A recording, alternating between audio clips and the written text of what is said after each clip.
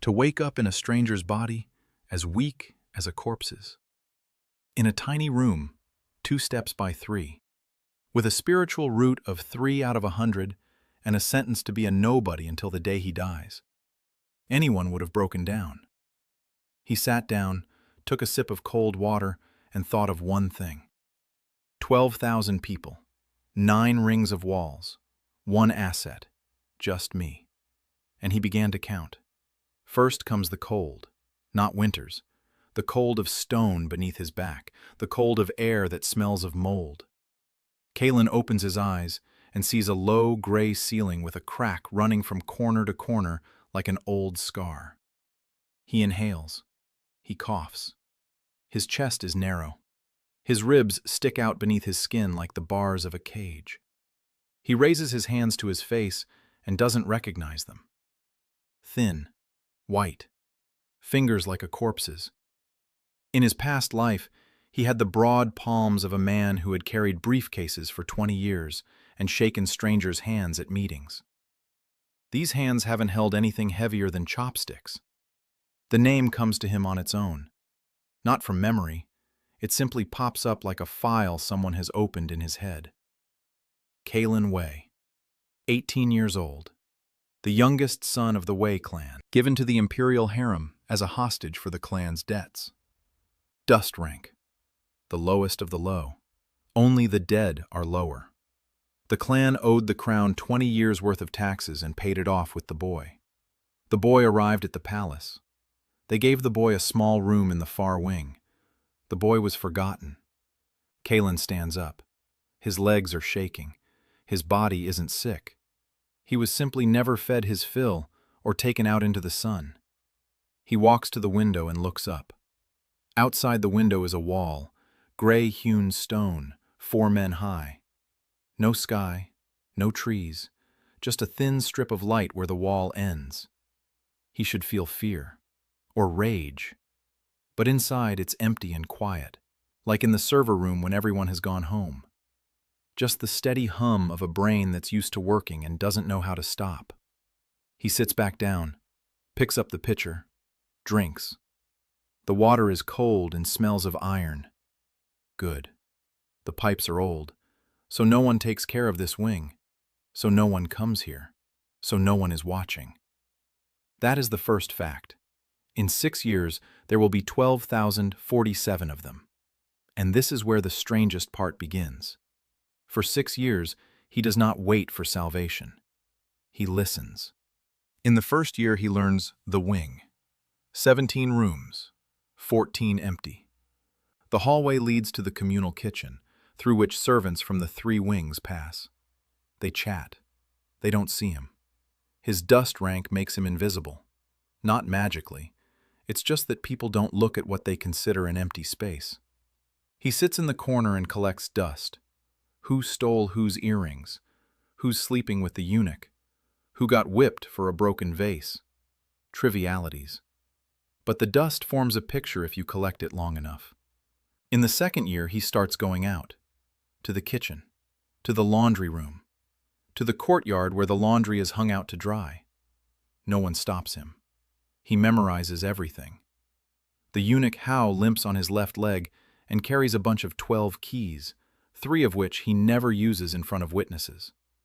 Every third night, the cook Wang carries a heavy basket covered with a cloth out to the eastern gate.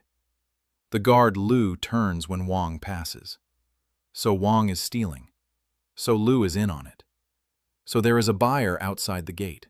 So there is a channel between the palace and the outside world that bypasses all checks. The fact is recorded. The route is memorized. In the third year, Kalen makes his way into the inner courtyards where dust bears are forbidden to enter. The ban exists on paper. In practice, the guards at the gate change every 4 hours, and there is a 6-minute gap between shifts. He finds it on the 18th day of surveillance. He passes through the gate 31 times and is never caught. Inside is another world. Jasmine, sandalwood, polished stone, people in silk, and more backstabbing per square foot than in any boardroom he remembers from his past life. High concubine Mei of the Bei clan receives letters from beyond the walls via Cook Wan's channel. High concubine Qin hides a recess for a dose of poison under the varnish, a recess for a dose of poison. Kaylin catches that glint from 20 paces away when her sleeve brushes a lantern. Chief eunuch Chao Yu has been weaving his web for 30 years and believes he owns the palace. His men are everywhere, in every kitchen, in every laundry room. Half the eunuchs report to him. Kaylin watches him for 3 years before he grasps the scale of it. Then another 2 before he finds the holes. And there are always holes. Because Chao rules through fear. And fear is a poor adhesive. It holds until something stronger comes along. Hope, for example. Or simple warmth that these people haven't felt in years. Kaylin doesn't write anything down. They don't give him paper. He keeps it all in his head.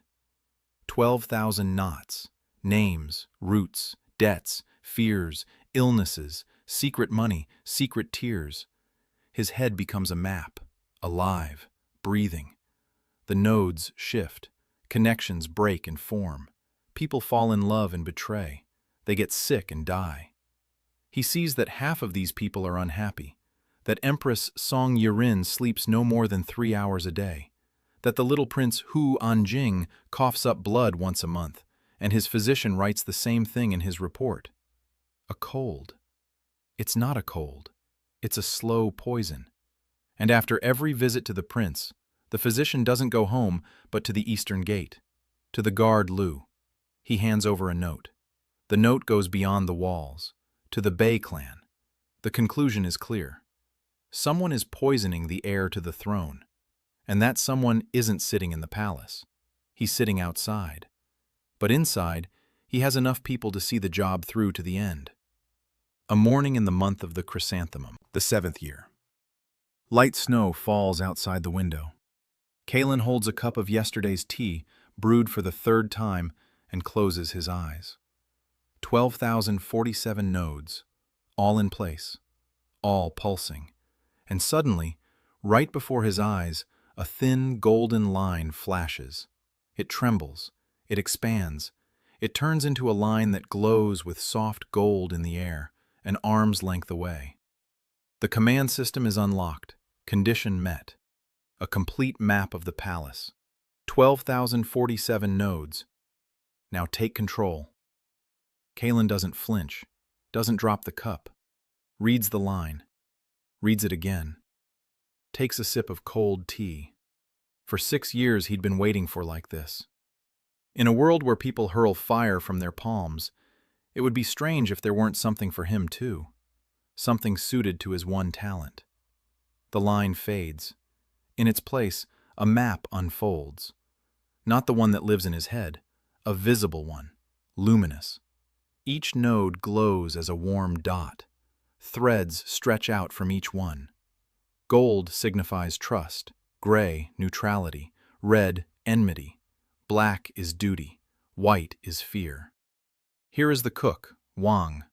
From him, a black thread leads to the guard, Lu. From Lu, a gray one leads to the foreman, Zhou. Everything matches what he knew. But the map reveals more.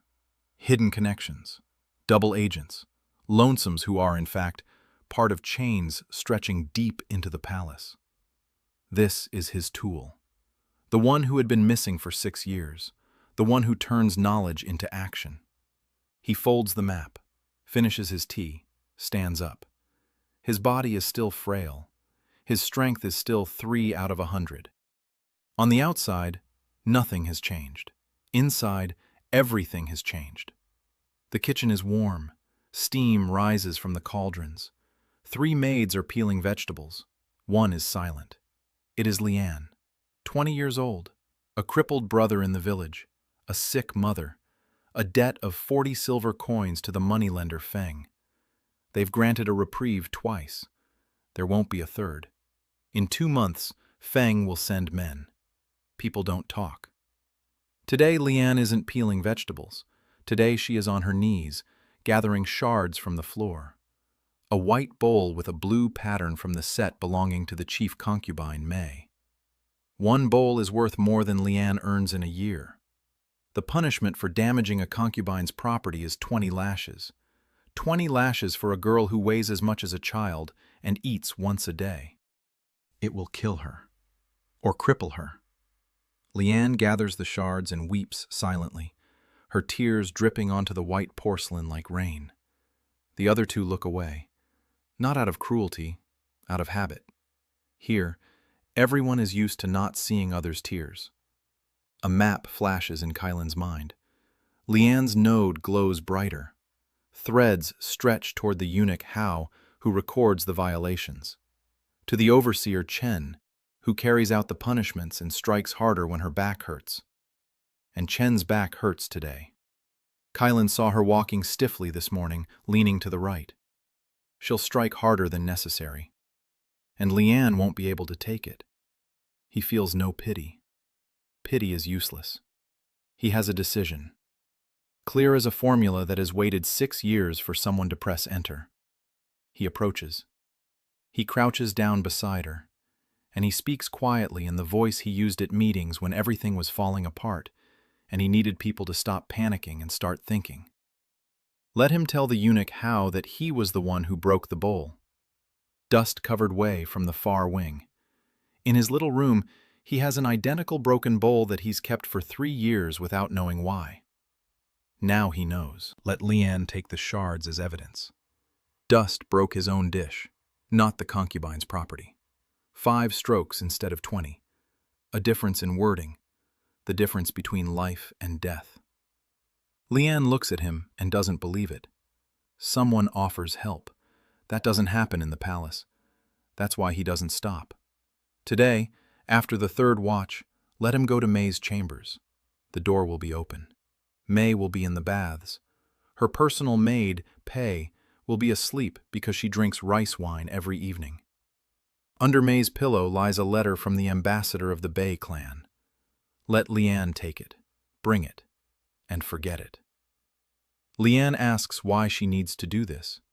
He replies that there is no reason, that she can refuse, and he will still take the blame for the bowl upon himself. Let her consider it a gift from a man who has nothing to give but 5 lashes. But if she brings the letter, her debt to Feng will be paid off in a week. She must not ask where the money comes from. She'll just wake up one day and find out that Feng won't be coming anymore. Leanne swallows hard. She doesn't ask how he knows about the debt. In the palace, they don't ask such questions. Help comes rarely, and they accept it. She nods once, briefly, like a person stepping off a cliff who knows there's no turning back. In the evening, he's summoned to Ha. The eunuch looks at him with disgust. Dust. Trash. Not even worth getting his hands dirty. 5 blows. Kylan takes off his shirt, turns his back. Each blow lands like a searing strip across his shoulder blades. He doesn't scream, he counts. 1, 2, 3, 4, 5. He bows. He walks out, reaches the cubicle, lies face down because he can't lie on his back. The map hangs before his inner eye. He finds Leanne's knot. The girl creeps through the dark corridor toward May's chambers, quietly, like a shadow. 2 hours later, the door to his cubicle creaks. Leanne stands in the doorway, a scroll in her hand. She holds it out. Kylan takes it. He doesn't unroll it in front of her. He hides it in his sleeve. He says thank you. She doesn't leave. She saw his back. She knows what whip marks look like. She has ointment, cheap stuff, for livestock. But it helps. She asks if she can. Kylan is silent for 3 seconds, during which something trembles inside him. It doesn't hurt, like a distant bell. He nods. She comes in, applies the ointment. Her hands are warm. They smell of grass and bitterness. It's the first time in 6 years another person has touched him. Leanne finishes. She walks to the door. She stops. She says she doesn't know his name. Kylan, just Kylan.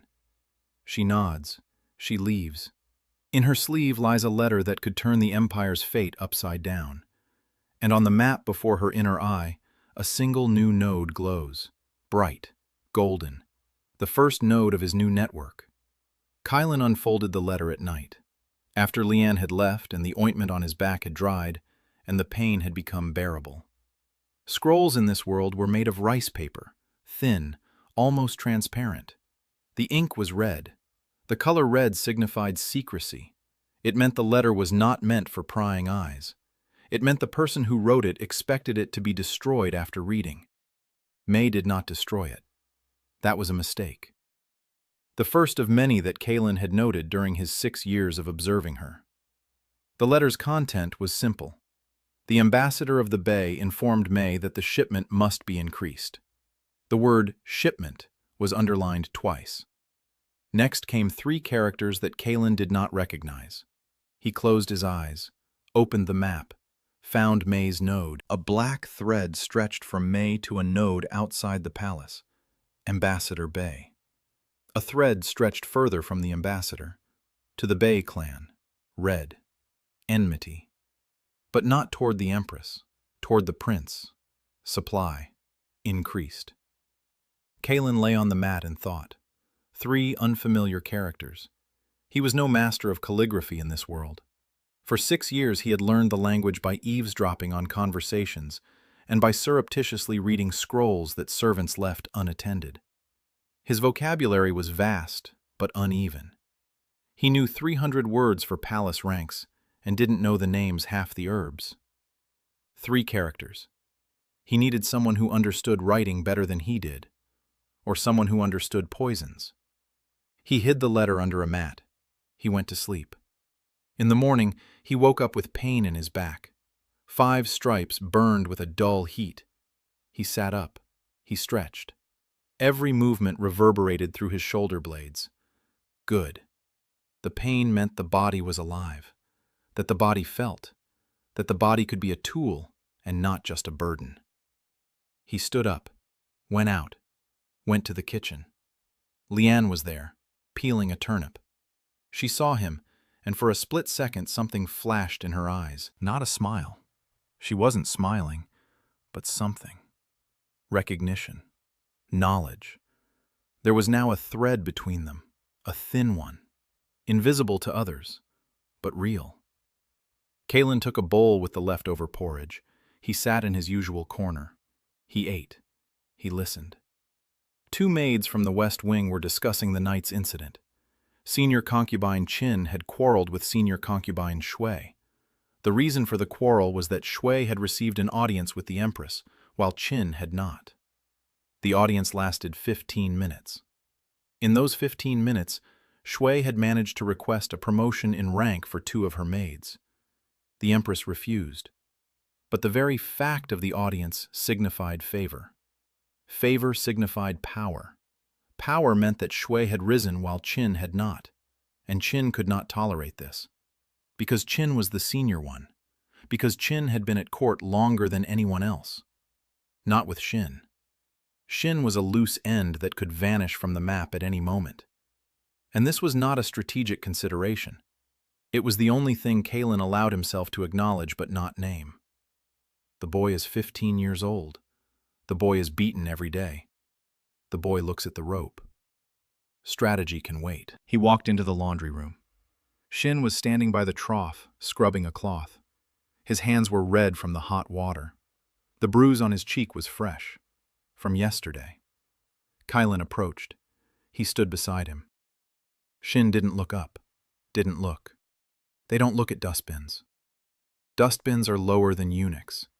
Dustbins are lower than everyone. Kylan silently took a rag from the basket, started washing, next to Xin, silently. Xin glanced sideways, didn't understand. He went back to work. They scrubbed side by side for 10 minutes, in silence. Only the splash of water and the hiss of steam. Then Kylan spoke, quietly, without turning his head. He said he knew about Chow, that he knew about the beatings, that he knew about the rope. Xin froze. His hands stopped in the water. He still wasn't looking at Kylan, but Kylan saw how his neck tensed, how the knuckles of his fingers turned white, how his breathing stopped. Kylan continued. He said that Chow beats Shin not because Shin works poorly. Shin works better than all the junior eunuchs. Kalen watched. He counted. Shin does twice as much as the others and 3 times as fast. Chow beats Shin because Chow needs someone to beat. It's not punishment. It's a habit, and habits can be changed. Shin quietly said that nothing can be changed, that Cow is Cow, that he is the chief eunuch, and that his word is law for everyone below the 4th rank. Kalen nodded. He said that it was true, that Cow is powerful, that Cow has a network of 300 eunuchs who obey him. But Cow has a weakness. 1. Small, imperceptible. Every month, Cow sends money to the Thousand Lotus Monastery in the northern province. 30 silver coins. Exactly 30. Every month without fail. 30 years. This is not a donation, it is a stipend. A woman lives in the monastery, a nun. She is 52 years old. She entered the monastery 30 years ago, exactly when Cow became a eunuch. Kalen figured out this connection in the 4th year, by tracking the silver that passed through the hands of the boy, a messenger delivering correspondence, by comparing dates. Through a single conversation Cow had with himself in an empty corridor at night, thinking no one could hear him. Cow loved this woman. Cow became a eunuch to get into the palace and earn money for her. For 30 years, Cow sent her money, and never once. It was the only soft spot on Chow's stony body. Kalen had no intention of using it against him. Not now. Maybe never. But to Shinu he said something else. He said that Chow feared one man in the palace. Just one. 2nd rank eunuch Go. Go was in charge of distributing the silver. All the palace's financial flows passed through Go, including the eunuch's personal transfers. Chow couldn't allow Go to take an interest in his monthly 30 silver pieces. Because if Go started digging, he would find the nun. And if he found the nun, Chow would lose the only thing he had. So Chow wouldn't touch anyone connected to Go. So if Shin were connected to Go, Chow would stop beating him. Not out of kindness, out of fear.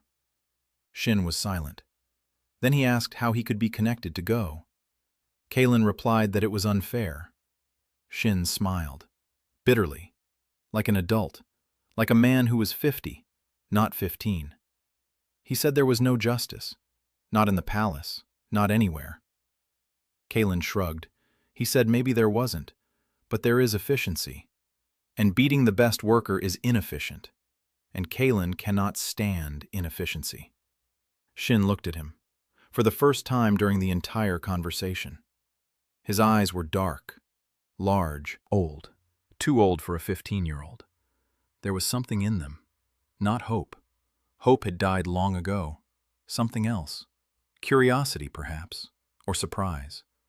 Dust, trash, the lowest of the low, standing in the laundry room and saying things no one else says, knowing things no one else knows, and offering help that costs him nothing but time. Shin nodded. Once. Like Leanne. Like a man with nothing to lose. Kalen wiped his hands. He went out, returned to the cubbyhole, lay down on the mat. His back was burning. The second knot. Shin. A eunuch. Access to the inner corridors. Access to the schedules. Access to the system for assigning tasks among the eunuchs. Through Shin, Kalen would gain eyes and ears in places he couldn't reach himself. Through Shin, he would learn when Chow was absent, when the corridors were empty, when the guards were asleep. But first and foremost, the boy will stop staring at the rope. That's the first thing, the rest later. 2 days. Kalen spent 2 days preparing. He spent the first day in the service courtyard watching Go. 2nd rank eunuch Go Ji-min was a heavy-set man with small eyes and large hands. He counted money as naturally as he breathed, effortlessly, without error. Every day he checked the 4 ledgers and personally recounted the silver in the small treasury. Every day at the hour of the tiger, he would step out onto the terrace. He would stand there for 7 minutes. Then he would return. Kylan verified what he knew and confirmed that his information was correct. Go wanted tea, jasmine tea, hot, with half a pinch of sugar. Kylan knew this because 3 years ago he had overheard a conversation between Go and the cook. Go had asked for exactly that kind of tea. The cook had brought the wrong one. Go never asked for it again. Pride, stupid, human, useful. Kylan spent the second day on Leanne. He needed to pay off her debt. 40 silver coins. Kylan didn't have a single coin. Kylan had nothing. But he had a map. And on the map were streams. The palace's cash flows ran through several channels. The official channel, the treasury, distribution, salaries, the concubines' upkeep, repairs, food. This all went through Go and his department. The shadow channel, bribes, kickbacks, theft from the treasury. This passed through dozens of hands and disappeared into pockets. 10% of the treasury vanished every year. Everyone knew this. No one could stop it because everyone who tried ended up either dead or bought off. Kylan wasn't going to stop the theft. He was going to redirect a tiny fraction of it. Not 5%, not even 1%. 40 silver pieces. A drop. Imperceptible. Invisible. To do this, he needed a 3-step chain. Step 1. Cook Wang steals food through the eastern gate. Guard Lu provides cover. Outside the walls, a buyer pays Wang in silver. Wang splits it with Lu. Kylan knew the exact amounts. Wang received 2 silver coins a month on top of his salary. Lu received 4. 16 silver coins a month went outside the walls in exchange for palace food. Step 2. Lu was in debt. Not to a loan shark, worse. Lu had lost 30 silver pieces playing dice to the Sergeant Joe. Joe had given him 2 months. 1 month remained. Lu was nervous. Lu couldn't sleep. Lu was making mistakes on duty. Soon, someone would notice. Step 3. If Lu found out that his debt to Joe has been paid, Lu will be grateful. But Lu must not know who paid. Lu must think that Wang paid. Wang must not know that Lu thinks he paid. Wang must think the money went toward repairing the baskets in which he carries food. Kylan devised a scheme. 3 steps. 4 people. None of them knows the plan exists. Leah passes a message to Wang on behalf of Cook Ju that the baskets need repair and that the repair costs 30 silver. Wang pays because the baskets are his tools, and without them, the canal will close. The money does not go toward repairs. The money goes to Foreman Joe via a messenger boy whom Kylan saw every day in the kitchen. The boy receives 2 silver coins for delivery. 10 silver coins in exchange for silence. To be left at the 3rd stone in the Garden of Silence by dawn. Pei will pay. Because Pei doesn't know who wrote the note, and because 10 silver coins is the price for another month of freedom. Kylan didn't like blackmail. Blackmail is a dirty tool, unreliable. It creates enemies. But he had no choice. He had no silver. He had no allies. He had only information, and a map, and one maid who brought him ointment for his back. 4 days after the operation began, Leanne's debt to the moneylender Feng was paid off. 40 silver coins, 30 from Wan and Lu's black market channel, 10 from Pei. None of the participants knew the full picture. Each saw only their own move, their own task, their own reason. Leanne didn't know where the money had come from. She found out 3 days later when a messenger from the province brought her the news. Feng would not be coming anymore. The debt was paid. The payer's name was unknown. Leanne stood in the kitchen with the letter in her hands and couldn't read it because the letters were blurred by her tears. Kylan saw this from his corner. He turned away, finished his porridge. You left. Shin began bringing Go his tea on the 3rd day. Kylan explained everything to him. The exact time, the exact temperature, the exact amount of jasmine. Half a pinch of sugar, no more, no less. Shin listened with the same expression he'd had in the laundry room. Old eyes and a child's face. He didn't ask questions. He just did it. On the first day, Go looked at the cup, looked at Shin, said nothing, took it, drank it. On the second day, Go nodded. On the third day, Go asked his name. Shin answered. Go remembered. On the fifth day, Go said the tea was good. On the seventh day, Go excused Shin from his usual duties during the hour of the tiger. On the 10th day, Go ordered the kitchen to set aside a separate supply of jasmine tea for Shin. On the 14th day, Cao summoned Shin. Kalin knew this would happen. Cao had noticed that Shin was spending time with Go. Cao couldn't allow that. His boy. His property. Cao struck Shin, once, across the face, and ordered it to stop. Shin said nothing. An hour later, Go summoned Shin to his quarters. He saw the fresh bruise. He said nothing. But the next day, Go referred to Shin as his assistant in front of everyone. In front of everyone. In the presence of 3 mid-ranking eunuchs. It was like a seal, like a brand. Go marked Shin as his own. Cao found out by evening, and he didn't touch Shin again. Not out of kindness, out of calculation. Because hitting Go's man meant falling out with Go. And falling out with a man who counts your money is suicide for someone who sends 30 silver coins to the monastery every month. Shin came to Kalin that evening, to the laundry room, just like the first time. Only now, he didn't have a new bruise. He stood there and looked at Kalin, silently, for a long time. Then he said 2 words. Thank you. And what next? Kalin replied, next, Shin would be his eyes and ears in the inner courtyards. Shin would notice what he noticed, remember what he heard, and come to the laundry room every 3 days at the hour of the rat to report. Shin nodded. He left. He didn't look back. But Kalin saw on the map how the thread between him and Shin had turned from gray to gold. 3 unfamiliar hieroglyphs wouldn't leave him alone.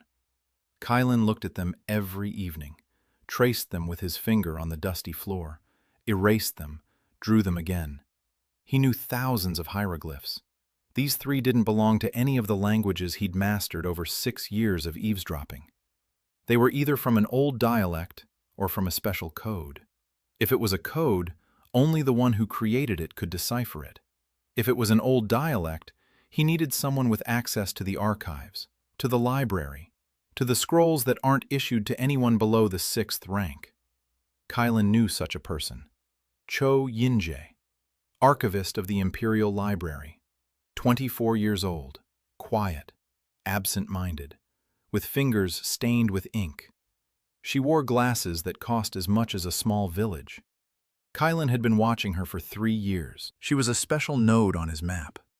Not because she was dangerous, not because she was useful, but because she was strange. Yinjae didn't fit into any of the palace schemes. She didn't work for any of the concubines.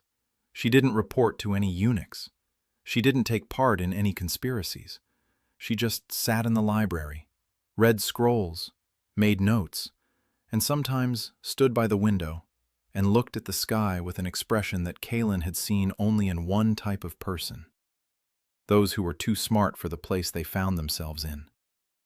3 years ago, her research on the true history of the founding of the Jianghua dynasty was banned and burned. She was nearly executed. She was saved only by the intercession of the head librarian, who died 6 months later from a cough. After that, Yingji fell silent. She stopped writing. She stopped arguing. She stopped standing by the window. She became a shadow. Not a dust shadow like Kalin, a different kind. The shadow of a person who had killed the most important part of herself in order to stay alive. Kalin learned her story from the conversations of the senior archivists, who discussed her in her presence as if she were a piece of furniture. They spoke of how intelligent she had been, how sharp her mind had been. What a pity that she had meddled in matters not her own. They said this in her presence.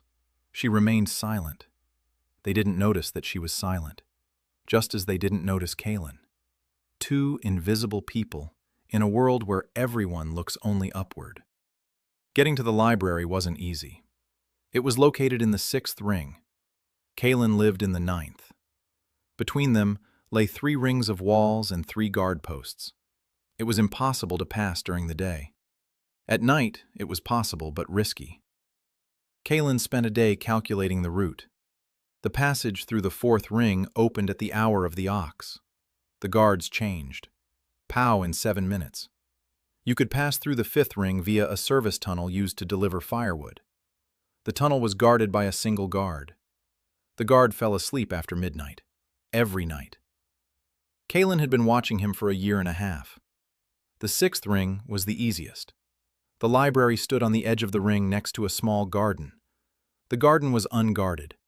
The entrance was through a 2nd-floor window. The window was broken. The hinge had come loose 3 years ago, and no one had fixed it. Kaelin knew this because he kept track of the repair lists that went through the maintenance department. The window was on the repair list. The queue moved slowly. The window could wait. He went out at night. The cubicle remained empty. No one would notice his absence. No one would come to check. Dustbins aren't checked. Dustbins can disappear, and no one would notice for a month. The corridors of the far wing were dark. Kaelin walked by memory. He counted his steps. A left turn after 16 steps. Straight for 22. A right turn through the door that doesn't lock because the lock has been broken since the year before last. The outer courtyard. A thin layer of snow lay on the ground. White. Clean. Footprints would remain. Kaelin took off his shoes. He walked along the stones by the wall. No footprints on the stones. The 4th ring. A wall. A gate. Silence. He pressed himself against the wall and waited. 7 minutes. A shift change. The guards had left. The new ones hadn't arrived yet. A pause. He slipped through the gate like a shadow. Soundless. Without a trace. The 5th ring. Service tunnel. The smell of firewood and earth. Dark.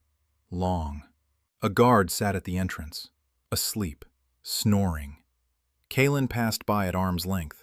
The guard didn't stir. The 6th ring. A small garden. Silence. Snow. The moon. The library stood as a dark rectangle against the sky. The 2nd-floor window was ajar, just as it should be. Kaelin found a tree next to the wall. He climbed up. His body was weak. His hands were shaking. The branch creaked under his weight, but he made it to the window. He climbed inside. He fell to the library floor and lay there for 2 minutes, catching his breath.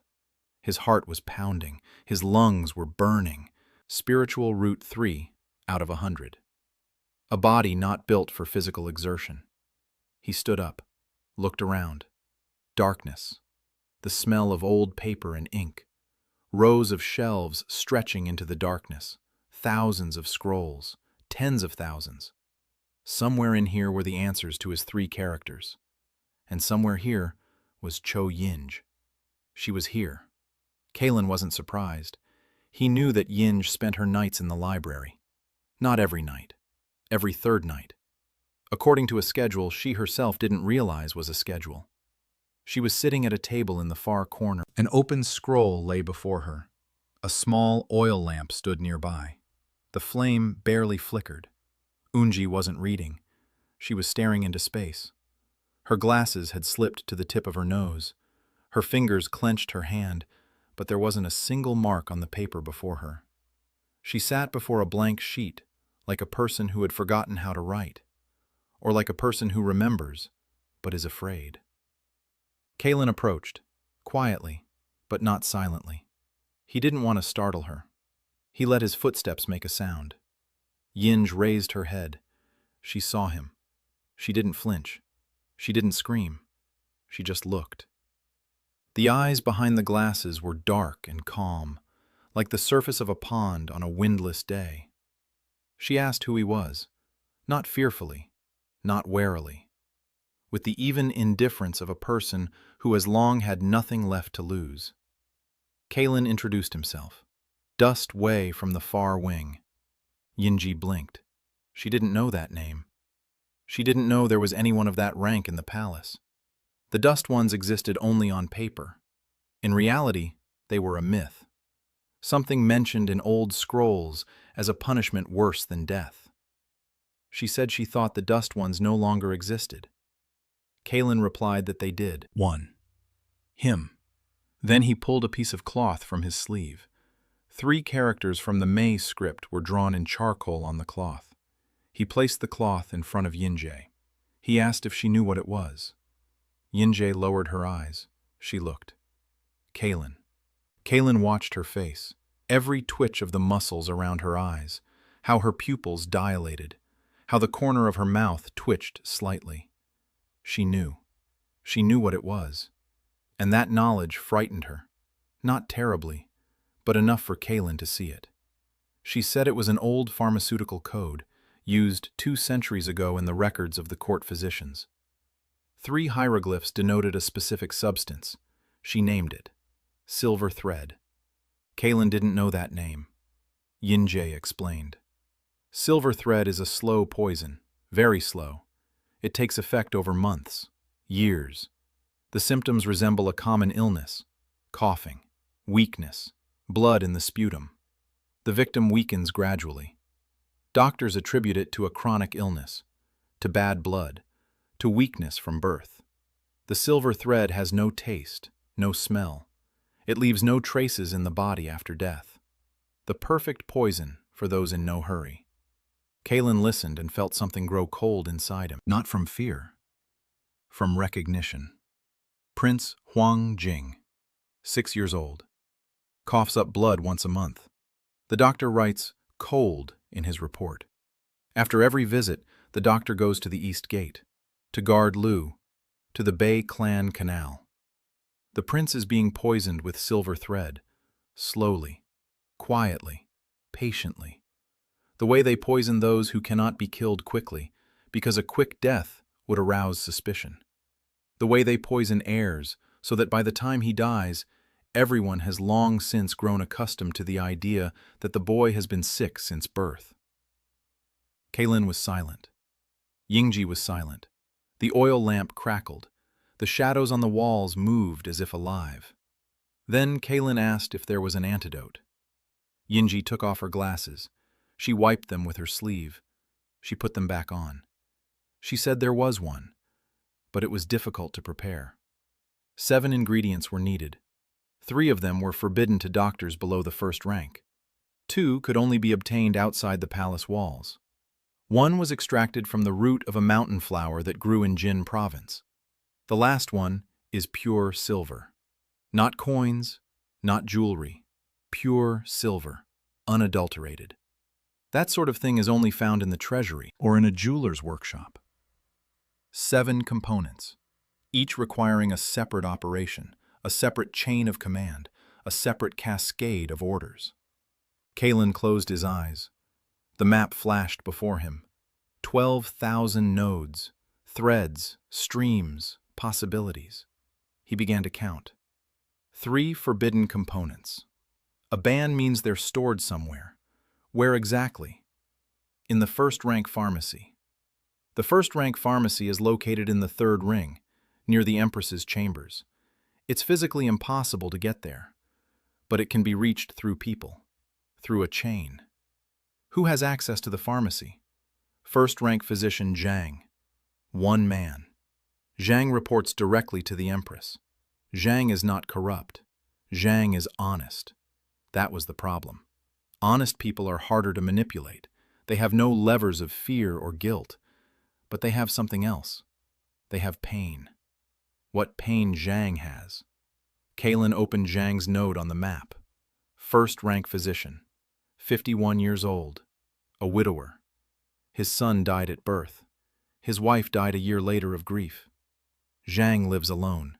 Works, heals, sleeps, eats, works. Zhang's pain is emptiness, loneliness, a lack of meaning. Zhang treats people because it's the only thing he knows how to do. Not because he believes in it, not because he wants to. Zhang is a function. Zhang is a machine. Zhang is a man who has forgotten why he lives and lives by inertia, Kalen thought. He doesn't need Zhang as an agent. He needs Zhang as a man who will want to save a child, because that will restore his sense of purpose, because it will remind him why he became a doctor. But Zhang doesn't know that the prince is being poisoned. Zhang trusts the junior physician who is treating the prince, the very same physician who writes "common cold" and goes to the East Gate. If Zhang learns the truth, he will want to help, not out of self-interest, out of duty, out of what remains of a human being beneath an empty shell. But Kalen cannot simply go to Zhang and tell him the truth. He cannot go as far as the third ring. They won't let him in. They won't listen to him. They won't believe him. So the truth must reach Zhang on its own, through the chain of command, through intermediaries, like a rumor, like a coincidence that will force Zhang himself to launch an investigation. Kalen mapped out the chain of command in his head. Step 1. Shin was now working under the eunuch Go. Go oversaw the distribution of silver. Go also oversaw the distribution of supplies for the medical department. Every month, Go signed off on a supply list for doctors of all ranks. That list contained those very forbidden ingredients. Or rather, it contained records of their availability, and if, while working with Go's documents, Shin happened to notice a discrepancy in the records, if the consumption of one of the silver thread components turned out to be higher than it should be, if Shin mentioned this in passing to Go, Go would take notice, because Go notices every number that doesn't add up. Go would launch an investigation. The investigation would lead him to the junior physician. The junior physician won't be able to explain the discrepancy. Go will report to Zhang. Zhang will start digging. Zhang will find the silver thread in the prince's blood. Zhang will raise the alarm. No, too direct, too obvious. If the junior physician realizes he's being investigated, he'll destroy the evidence. Or worse, he'll speed up the process, increase the dose. The prince will die before Zhang finds anything. Kalen has reworked the chain of events, not through the discrepancy, through the symptoms. Zhang must see the symptoms himself, in person, not in a report, live. Zhang must be near the prince at the moment the boy coughs up blood, and Zhang must see that it's not a cold. Because Zhang is the palace's best physician. Because Zhang has spent 51 years working with diseases and poisons. Because Zhang will recognize the silver thread if he sees its symptoms with his own eyes. He just needs to see. He needs a reason to be there. Kalen returned to the map, the prince's schedule. Every morning the prince took a walk in the Jade Pond garden. He was accompanied by a nanny and 2 guards. The junior physician came in the evening. In the morning, the prince was without a physician. In the morning, the prince ran through the garden and sometimes coughed. The cough was worse in the mornings. Kalen knew. He had been watching, from behind the wall, through a crack, through the third ring which he had reached twice in the past 6 years, risking his life. He saw the boy, small, thin, with a pale face and dark circles under his eyes. The boy ran through the garden and coughed and laughed and coughed again. And the nanny spoke more cautiously. And the guard stood there and did nothing. And no one saw that the boy was dying. Kailan returned to Yingji. She was sitting and waiting. He asked if she knew Dr. Zhang's schedule. Yi Yinji said that Zhang walked past the library every morning on his way to the pharmacy, through the courtyard, past the Jade Pond garden. Kalen stopped. Zhang walked past the garden where the prince was strolling, every morning, and he never once went in, because the prince wasn't his patient, because protocol forbade him from interfering. But if the boy had coughed right in front of him, if the doctor had seen blood on the child's lips, Zhang wouldn't have been able to walk past, because beneath the empty shell, there was still a man alive who had become a doctor to save children. Kailan began to piece things together. 7 steps. Lian tells the cook, Wan, that the morning delivery to the garden is delayed by 15 minutes. A shortage of coal. Plausible. The nanny won't get her morning decoction. The prince won't eat. A cough is worse on an empty stomach. Shin mentioning to Go a discrepancy in the records of medicinal herb usage. A seed. It will sprout later. Yinji goes out into the courtyard with a book and sits on a bench by the garden. Jiang walks by. He sees her. He slows his pace. Because 3 years ago, he was the only doctor who didn't sign the denunciation against Yinji. At that moment, a cough comes from the garden. A child's. Loud. Jiang turns around and sees. Yinji asked who he was. Kaylin answered. A man who's bad at climbing trees. Something in her eyes softened. She said she'd go out tomorrow. Kaylin told her one more thing, that he knows about the notes she hides under the floorboard by the third shelf, that he isn't going to tell anyone, that he wants to read them when it's safe, because her mind shouldn't rot in the dark. Yinji was silent. Kaylin climbed out the window. He almost fell. His body was weak. A branch snapped. He made it to the little room. He lay down. 3 knots, 3 pains, 3 golden threads on the map of 12,000. He dreamed of a little boy running through the garden, coughing and laughing, and a woman in crimson who hadn't slept for the 3rd night in a row. Morning dawned gray and cold. Kaylin went into the kitchen. Lian set a bowl in front of him. Porridge, hot, fresh. The first in 6 years that had been given to him on purpose. He told her the task. Tell Vanna that the coal delivery is delayed. Lian nodded. She didn't ask why. Kaylin returned to the cubbyhole, to wait. The system showed probabilities, 40%. If it didn't work, he would try tomorrow, and the day after. Because the boy is dying. By noon, Shin arrived. Through the window, the morning broth was late. The prince was running around hungry, coughing heavily. Zhang was walking by. He stopped because the archivist was sitting on the bench. He slowed his pace. A cough came from the garden. Hoarse. Zhang turned around. He saw the boy. A red spot on the white stone. Zhang leaped over the fence, ran up, dropped to his knees. 5 seconds to understand. He turned pale. He picked up the boy, carried him to the pharmacy. With a face that Shin described in one word. Alive. Alive for the first time. 40%. It worked. Zhang sent a note to the Empress via a guard. Top secret. The audience lasted 2 hours. Song Yirin learned that her son was being poisoned. By evening, it became clear. The Empress lay low. No arrests. Zhang now personally oversees the prince. A new ring of protection formed around the boy. 2 guards by the garden. A new nanny from the private quarters. The Empress was building her defenses. Quietly.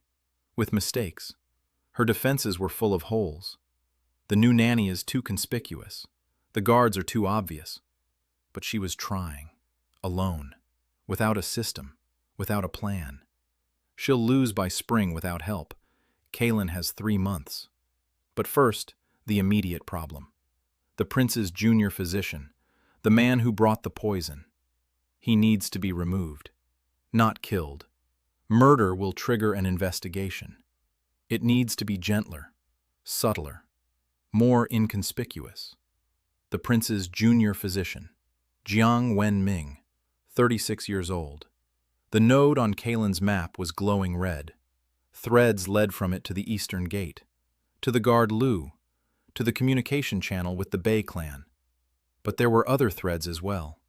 Gray ones, neutral ones. Jiang Wenming was married.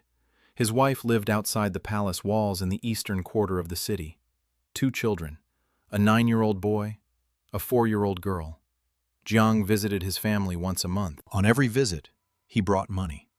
More than his salary. Significantly more. His wife didn't ask where it came from. She was used to not asking. But she was worried. Kaylin knew this from a conversation between 2 eunuchs who had been discussing Jiang in the corridor 3 years ago. One of them had been to the eastern quarter and had seen Jiang's wife at the pharmacy. She was buying a remedy for insomnia. For herself. Jiang's wife didn't sleep at night. Why? Because she knew her husband was doing something dangerous. She didn't know exactly what, but she sensed it, as wives always do. The leverage wasn't with his wife. The leverage was with his children. Jiang Wenming did what he did for the money. The money went to support his family. But if the family were in danger, if Jiang realized that his activities were putting not him, but his children, he would stop, or run, or make a mistake. Any of these options suited Kalin. He had no intention of threatening the children. That was a line he hadn't crossed in his past life or this one. But he could make sure Jiang felt the threat himself. Not from Kalin, from his own employers. The Bei clan wasn't known for caring about its agents. The Bei clan used people and disposed of them when they became unnecessary. Kalin knew of 4 instances over 6 years when Bei agents had disappeared after completing a mission. The bodies were never found. The families received compensation, a small amount, insufficient. If Jiang finds out about the fate of the previous agents, if Jiang realizes that after the prince's death, it's not a reward that awaits him, but a knife in the back. If Jiang feels the noose tightening, he'll run. It is human nature to run when one realizes they have been betrayed. Kailen began to build a cascade, 4 steps. Step 1. Through Shin, he obtained the name of one of the missing Bei agents, a eunuch named Dai. He disappeared 2 years ago, after completing a mission involving the forgery of documents in the chancellery.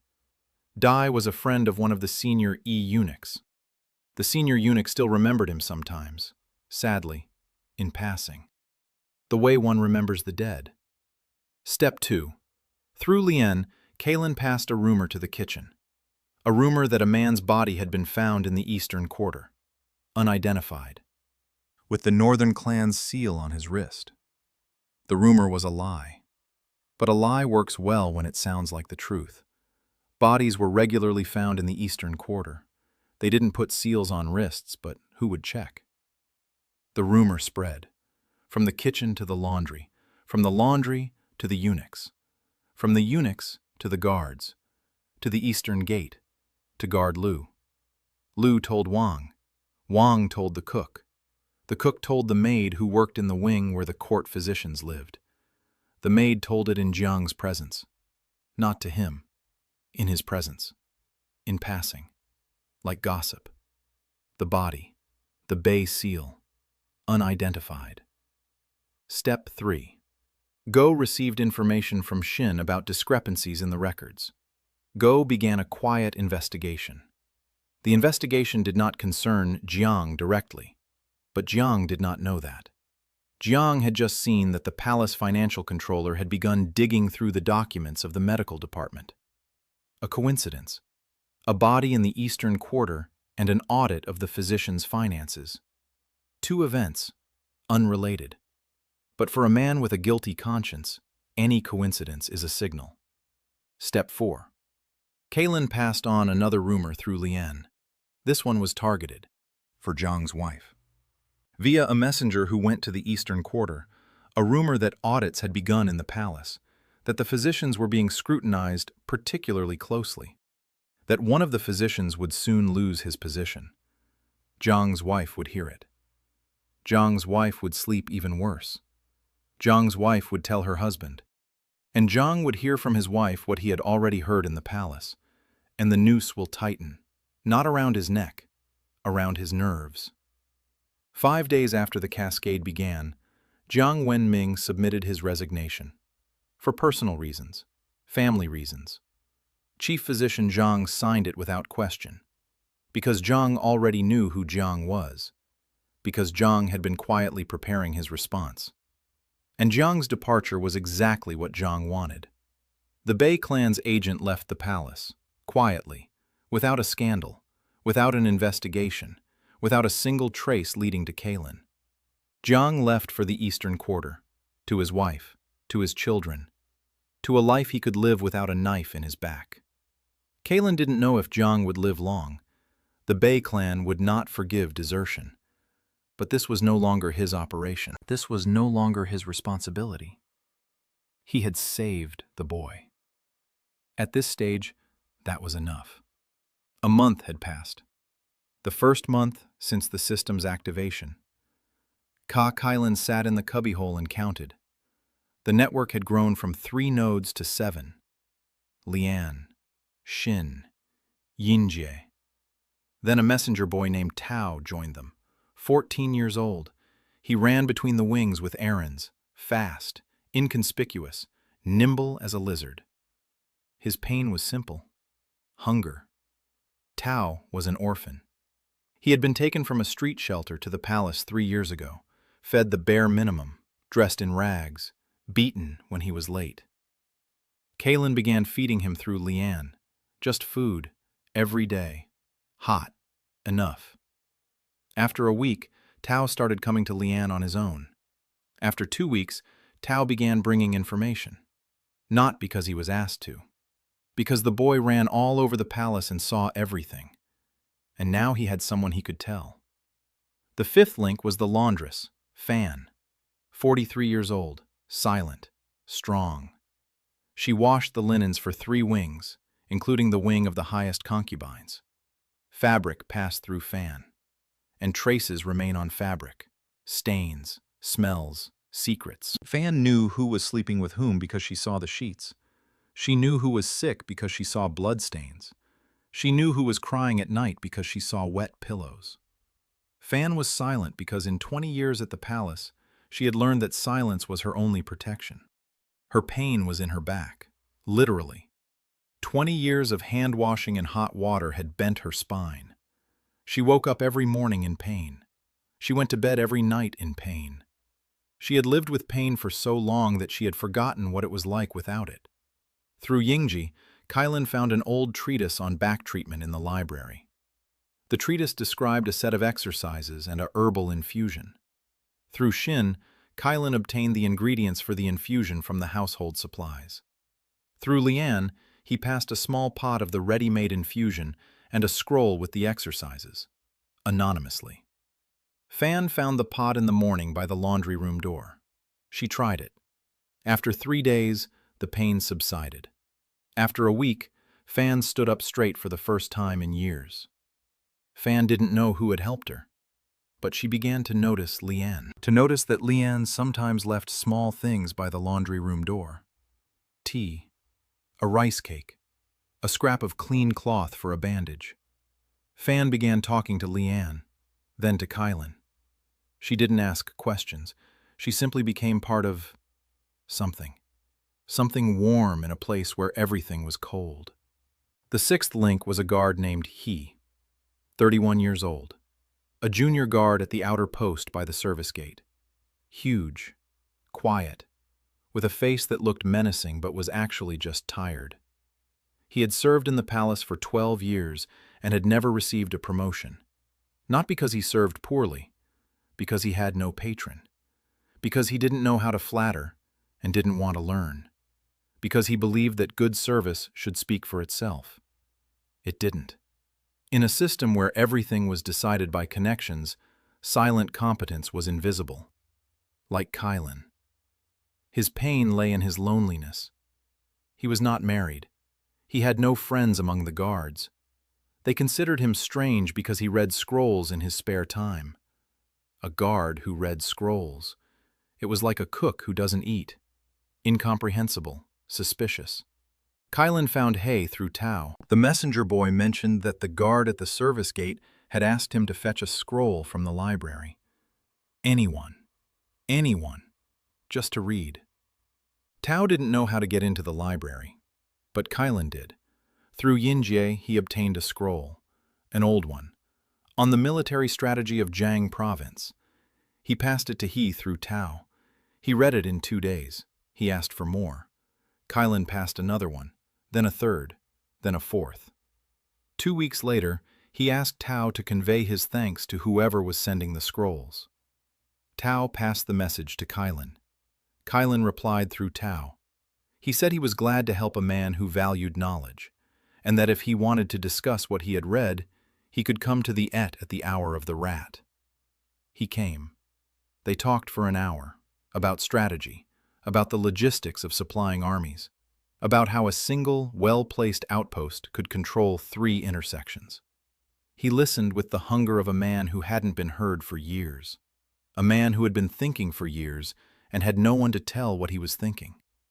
Kylan didn't ask him for anything, not the first time, not the second, not the third. They just talked, every third night, about the scrolls, about strategy, about the palace. A month later, he asked himself how he could help. Kylan replied that he needed eyes at the gate. He nodded. The 7th node was the head cook, Zhu, 52 years old. The very same woman in whose name Lian had been passing false messages to Wang. Kylan decided that using a person's name without their knowledge was a risk. If Wang asked Zhu directly, the lie would be exposed. So Zhu had to become part of the network. Zhu was a problematic node. She wasn't unhappy. She wasn't lonely. She had no debts. She feared no one except Chief Eunuch Chao, and even then, not much. Zhu had run the kitchen for 20 years and did it well. She was competent, strict, fair. She didn't steal. She didn't scheme. She didn't spy. She cooked meals and made sure 12,000 people were fed 3 times a day. Kylan respected people like that. In his past life, he called them the operational backbone, people without whom everything falls apart but whom no one notices. Her pain. Kylan searched for a long time. He observed, he listened, and he found it. Zhu's pain lay in what she knew. She knew that Chef Wang was stealing. She knew that food was being taken outside the walls. She knew that the treasury was losing money that could have been used to buy better ingredients for the palace. Zhu knew, and she kept silent. Because there was no proof. Because Wang was protected by the guard Lu. Because if Zhu spoke up, Wang would say she was lying. And who would they believe? A chef with 15 years of experience, or a kitchen maid who was simply jealous of someone else's success? Zhu kept silent for 20 years, and every time she saw Wang carry the basket, she remained silent and clenched her teeth. Kylan came to her at night, to the kitchen, when no one was there. Zhu was sitting at the table, checking the grocery lists for the next day. She saw him. She frowned. She asked what Dusty was doing in the kitchen at this hour. Kylan sat down across from her. He said he knew about Wang, that he knew about the baskets, that he knew about Lu, that he knew how much silver was going missing every month. Zhu froze. Kylan continued. He said he wasn't going to report it. He wasn't going to blackmail anyone. He wasn't going to interfere. But he could do something to make the theft stop. Not tomorrow, in 2 months. Quietly. Without a scandal. Without accusations. Wang would simply stop stealing because the channel would shut down on its own, and Zhu would finally be able to sleep peacefully. Zhu looked at him. For a long time. Her eyes were small and sharp, the eyes of a person who had watched someone else's lies for 20 years and remained silent. She asked what he wanted in return. Kylan, hot porridge every morning. For him, for Lian, for Xin, for Tao, for anyone he names. Every day, no questions asked. Zhu smiled, for the first time during their conversation. She said it was the strangest bribe she'd received in 20 years. Kylan didn't smile. He said it wasn't a bribe, it was justice. People who work need to eat, and the people who work for him work harder than anyone else. Zhu was silent for a minute. Then she nodded. 7 knots, a month's work. Kylan stood by the window of the small room and looked at the wall. The wall was the same, gray, tall, a strip of sky at the top. But behind the wall were now his people. 7 people in different parts of the palace. None of them knew about the others. Lian knew about Xin. Xin knew about Lian. Dao knew about Lian, but not about Xin. Fan knew about Lian, but no one else. He knew about no one. Yinji knew about no one. Zhu knew only about those for whom she cooked porridge. Everyone saw their own little piece, their own task, their own reason. No one saw the whole picture. Only Kylan saw the whole picture. That was his strength and his loneliness. 12,000 nodes, 7 gold ones, the rest gray and red and black and white. He closed his eyes. The map pulsed. He saw the currents moving, how people moved, how conspiracies were woven. High Concubine Qin had sent a letter to the Li clan in the south, through a channel that Kylan had only learned about a week ago. The channel ran through the gardener, not through the cook, not through the gate, through the gardener who grew chrysanthemums in the 4th ring, and once a month bought seeds from a supplier outside the walls. There were letters in the seed packets. Kylan found this channel by accident. Tao saw the gardener hiding something in the ground. The boy didn't understand what it was. He mentioned it to Kylan in passing. Kylan understood. The Qin channel led to the Li clan. The Li clan was gathering troops in the south, under the guise of hunting parties. Even the court knew this. But the court didn't know the scale of it.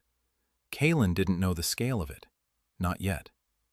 But he knew that Qin was the link between the Li clan and the palace, between the southern conspiracy and the internal network. Qin was more dangerous than Mei. Mei was a spy. Qin was a strategist. Mei passed on information. Qin planned. Mei could be neutralized by seizing her letters. Qin could not be neutralized until Kylan understood the scope of her network. He decided to wait, to observe, to gather data. Qin was a 3-month project, not a week, not a month. 3 months of systematic surveillance. Every letter, every contact, every connection, until the full picture emerged. Then he would strike. Once. Precisely. Finally. Just like when he shut down the corporation's unprofitable divisions. He didn't cut them off. He redirected them. He made it so the division shut itself down, thinking the decision was its own. But that was later. Now it was night. There was snow outside the window. There was cold tea in a cup, and 7 golden dots on a map of 12,000. He heard footsteps in the hallway. Quiet, quick, familiar. Liane. She entered, as always, without knocking. The door wasn't locked. The Dusts don't have locks. She was carrying a bowl. Kylan looked. Rice, vegetables, a piece of fish. Warm, fresh. She set the bowl on the floor. She set a cup down next to it. Tea. Hot, freshly brewed. Not the 3rd steep, the 1st. Kylan looked at the bowl and the cup. Rice and fish and hot tea in a cubbyhole 2 by 3 steps. A month ago, he had nothing. Now he had food. There were people. There was a system. There was a map. There was a plan. And there was a girl who brought him dinner every evening and each time stood at the door for an extra second before leaving. Liane stood at the door. 1 second. 2. 3. Then she quietly said that her mother had sent a letter. Her mother is alive. Her mother is well. Her mother received the money and medicine. Her brother received crutches. Her brother works as a clerk at the village council. Her mother wrote that she is happy, that for the first time in 5 years, she is happy. Liane spoke, and her voice trembled. Not from tears, from something else, from something that has no name. From the warmth that arises inside when a person who was alone suddenly realizes they are no longer alone. Kylan listened. He was silent. Then he said, "Thank you for dinner." Liane nodded. She left. The door closed. He ate rice. He drank tea, hot, delicious, with jasmine, a pinch of sugar. How did Liane know? He hadn't said anything. She just knew. The way people who watch closely know. He finished eating, set down the bowl, set down the cup, lay down on the mat, closed his eyes. 7 golden dots, 12,000 others, 3 months until a possible coup. The junior physician has been eliminated. The channel for poisoning the prince has been cut off. Zhang is treating the boy. The Empress knows of the danger, but she doesn't know the extent of it. She doesn't know about Qin. She doesn't know about the Li clan. She doesn't know about Kailan. As long as everything went according to plan, as long as the plan worked, as long as the cascades triggered and the nodes lit up gold and people moved along the threads he had stretched out. But Kailan knew. He knew from a past life. He knew from 20 years of managing systems in which thousands of people moved. Plans break. Always. It's not a question of whether they'll break. It's a question of when. And what he'll do when it happens. He didn't know yet. But for now, it didn't matter. Because for now, it was night. And snow. And warm tea in his stomach. And 7 people in the world he was protecting. And 1 little boy in the garden who was coughing a little less today than yesterday. The second month began with blood. Not in the Jade Pond garden, not on the little prince's lips, in the laundry room. Fan found a sheet from the chambers of the chief consort Shui. White silk, a stain in the center. Not blood from a wound, not blood from illness, blood from a miscarriage. Fan brought this information to Lian.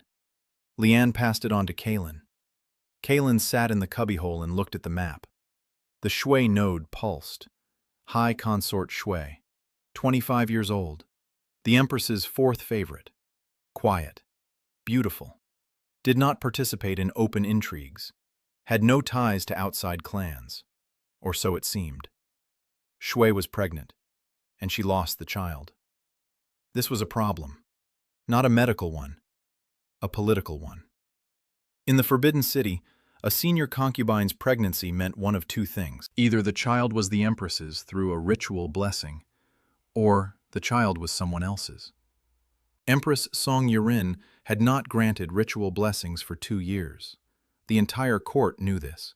So, Shui's child was someone else's. This meant a violation of the Forbidden City Code.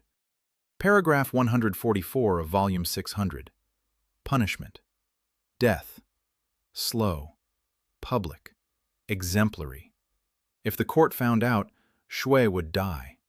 The question was, by whom? Kailan opened the map. He looked at the threads around Shui's knot. Gray, neutral. Not a single red one, not a single black one. Shui was clean.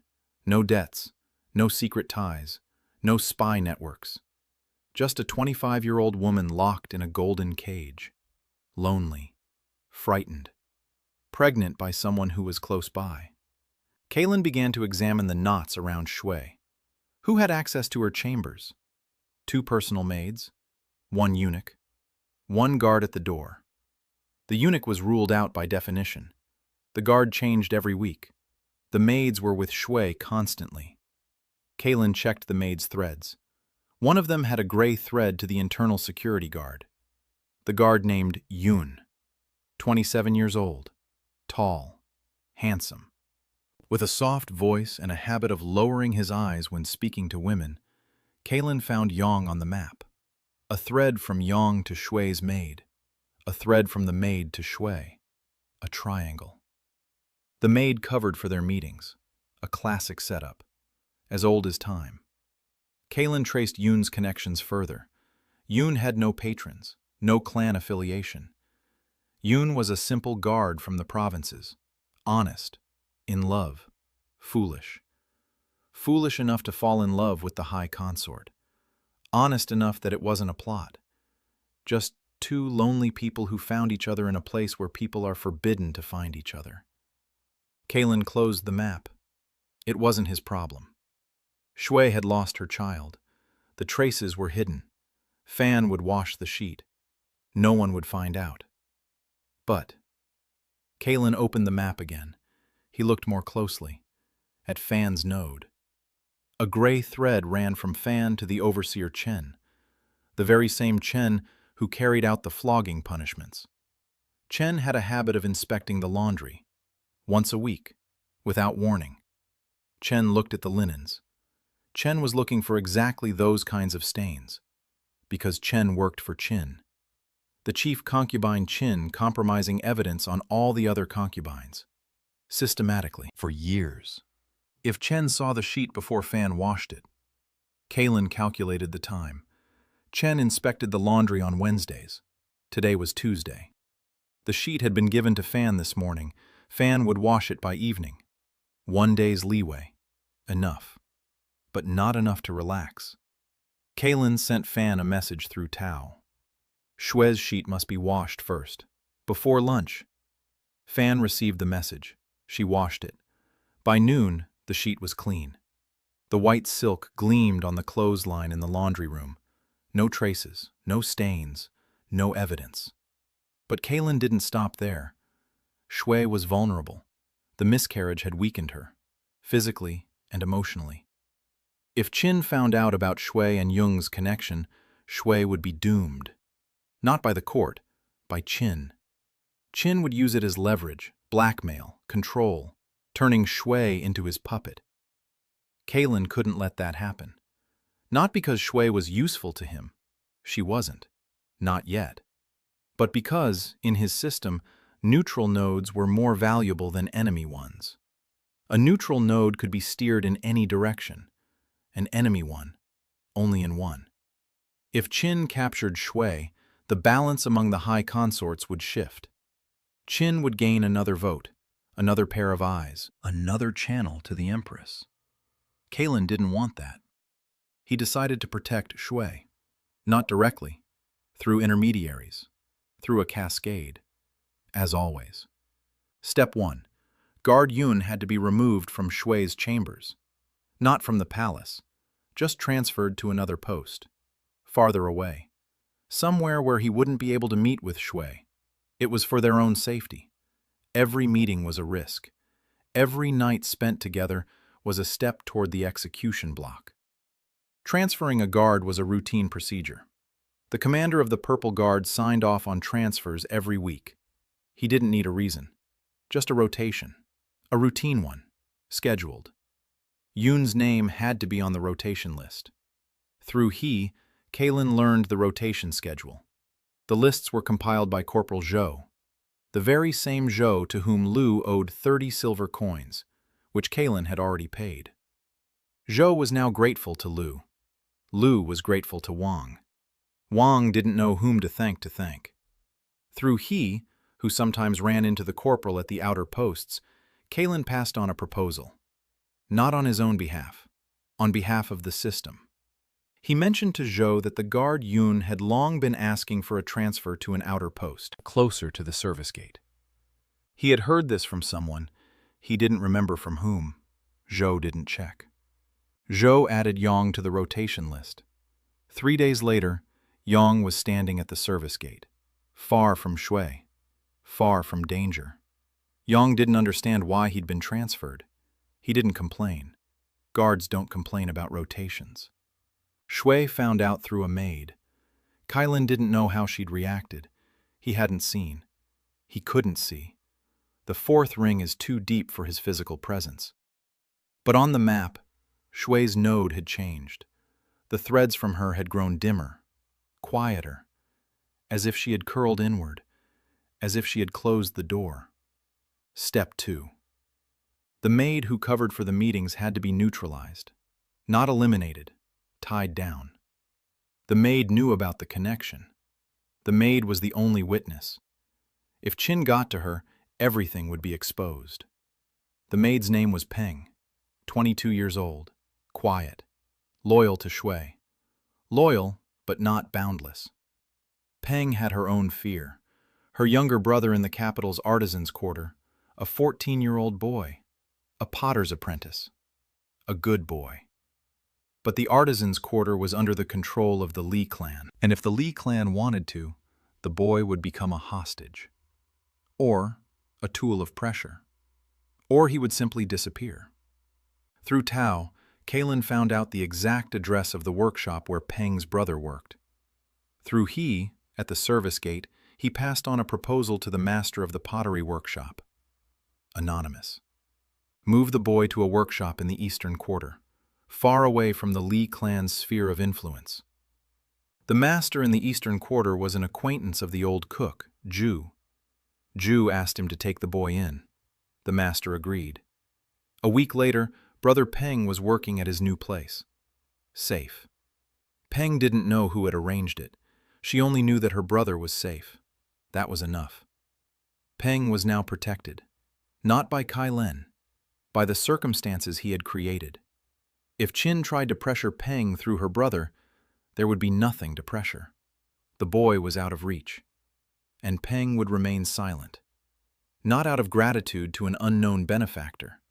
Out of a lack of reason to speak. Shui was protected. Yang had been transferred. Peng had been neutralized. The sheet has been washed. The child who is no longer here never existed in the palace records. No one will find out. Kalen closed this operation and crossed it off his current tasks. He moved on to the next one. Qin. 3 weeks of surveillance out of the planned 3 months. In 3 weeks, Kalen found out more than he had expected. The channel through the gardener was working regularly. Once every 10 days. Letters went both ways. Tao watched the gardener every day. The boy was inconspicuous. He ran around the palace like a rat. Small, dirty, fast. No one paid any attention. Tao reported that the gardener received packages of seeds from a supplier at the west gate. Not the east gate. The west gate was controlled by a different squad of guards, a different shift, a different commander. The Qin channel ran parallel to the Mei channel. 2 different routes, 2 different clans. Bei through the eastern gate, Li through the western. Mei worked for Bei. Qin worked for Li. 2 spies, 2 conspiracies, 2 clans preparing a coup. Kalen began to grasp the scale of it. These weren't 2 separate conspiracies. It was one. Bei and Li were acting together, not openly, not as allies. Like 2 predators hunting the same prey, each thought they were using the other. Each planned to strike once the prey had fallen. Bei planned to poison the prince and replace him with his own puppet. Li planned to gather troops and strike when the palace was weakened by the loss of the heir. Both plans were synchronized. The prince dies. The palace is in chaos. Bei installs a new heir. Li brings in his troops. The empress is overthrown. A new order. Only Bei thought the order would be his. And Li thought it would be his. And both were wrong. Because there was a third player, Chief Eunuch Chao. Kalen saw it on the map. The threads from Chao did not lead to Bei, not to Li. They led to both. Simultaneously. Chao was playing both sides. Chao was selling information to both clans. And at the same time, he was selling information about each of them to the other. Chao was not a spy. Chao was a broker, a middleman. A man standing between 2 armies, selling both the battlefield maps, while drawing slightly different positions, so that both armies would be mistaken, so that both would be weakened, so that after the battle, only one would remain. Chao. On the ruins of both clans. With 30 years of connections, with a network of 300 eunuchs, with control over the palace infrastructure. Cao didn't want a new emperor. Cao wanted the old palace, without an empress, without clans, only Cao and his web. Kailan looked at the map and felt a chill, not from fear, from the scale of it all. 3 enemies, Bei, Li, Cao, each with their own network, each with their own plan, and all of them were moving toward a single point, toward spring, toward the moment when the prince would be so weakened that death would seem natural, toward the moment when Li's troops would reach the walls, toward the moment when Cao would open the gates and say that he was defending the palace. 3 months. Kailan had 3 months. 7 nodes against 3 armies. It wasn't enough. It was laughable.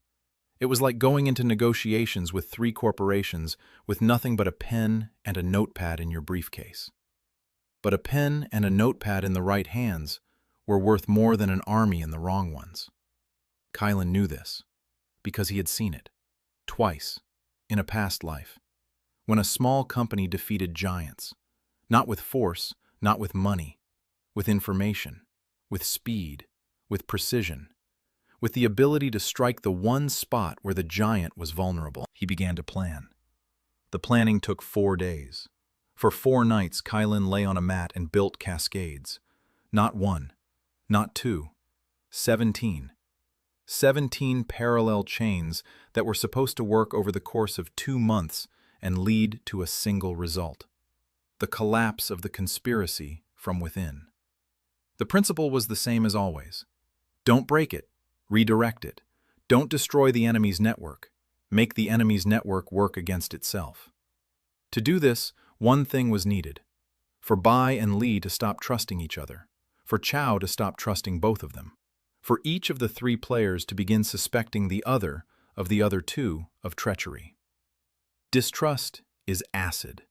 It corrodes any alliance, any network, any plan. A single drop in the right place is enough. Kylan was going to drip it 17 times, in 17 different places, simultaneously. Cascade 1. May's letters. Kylan still had Ambassador Bey's letter. He read it. He understood the content. He knew the code. Now he could write a reply. Not from May, on May's behalf. More precisely, he could make it so that May wrote the necessary reply without knowing that he needed the reply. May wrote to Ambassador Bey once every 10 days, through the channel of the cook, Wan. Kylan knew the contents of the previous letters through the maid Pei, who continued to steal silver from May, and whom Kylan now controlled through gentle blackmail. Pei didn't just steal silver. Pei read May's letters, and now she relayed the contents to Lian, who relayed them to Kylan. A chain. May writes to the ambassador about the state of affairs in the palace, that the prince is ill, that the empress is nervous, that Zhang is now treating the prince personally. The last point was new. May noticed that Zhang was leading the prince. May didn't understand why, but she informed the ambassador. It was dangerous. Ambassador Bey would learn that the poisoning channel had been cut off. The ambassador would report to the clan. The clan would activate a backup plan. Kylan didn't know what the Bey clan's backup plan was. It was a blind spot. The outside world beyond the palace walls was territory that Kylan did not control. He could only see the threads extending beyond the walls, not what was on the other end. He needed to slow down Bey's reaction, to buy himself time. To do that, he had to change the content of May's letter. Not intercept it, not swap it out. That was too risky. Instead, he had to make sure May didn't write about Zhang herself. That May was thinking about something else while writing the letter. Something more important, something more urgent. What could be more important to a spy than a rumor that she'd been exposed? Through Lian, Kylan set a whisper in motion, subtle, barely audible, that the Empress had begun an inspection of the senior consorts. Not an investigation, an inspection, an audit of loyalty. Kylan didn't use the word audit. He used the word evaluation. The Empress is evaluating the consorts. She wants to figure out who to trust.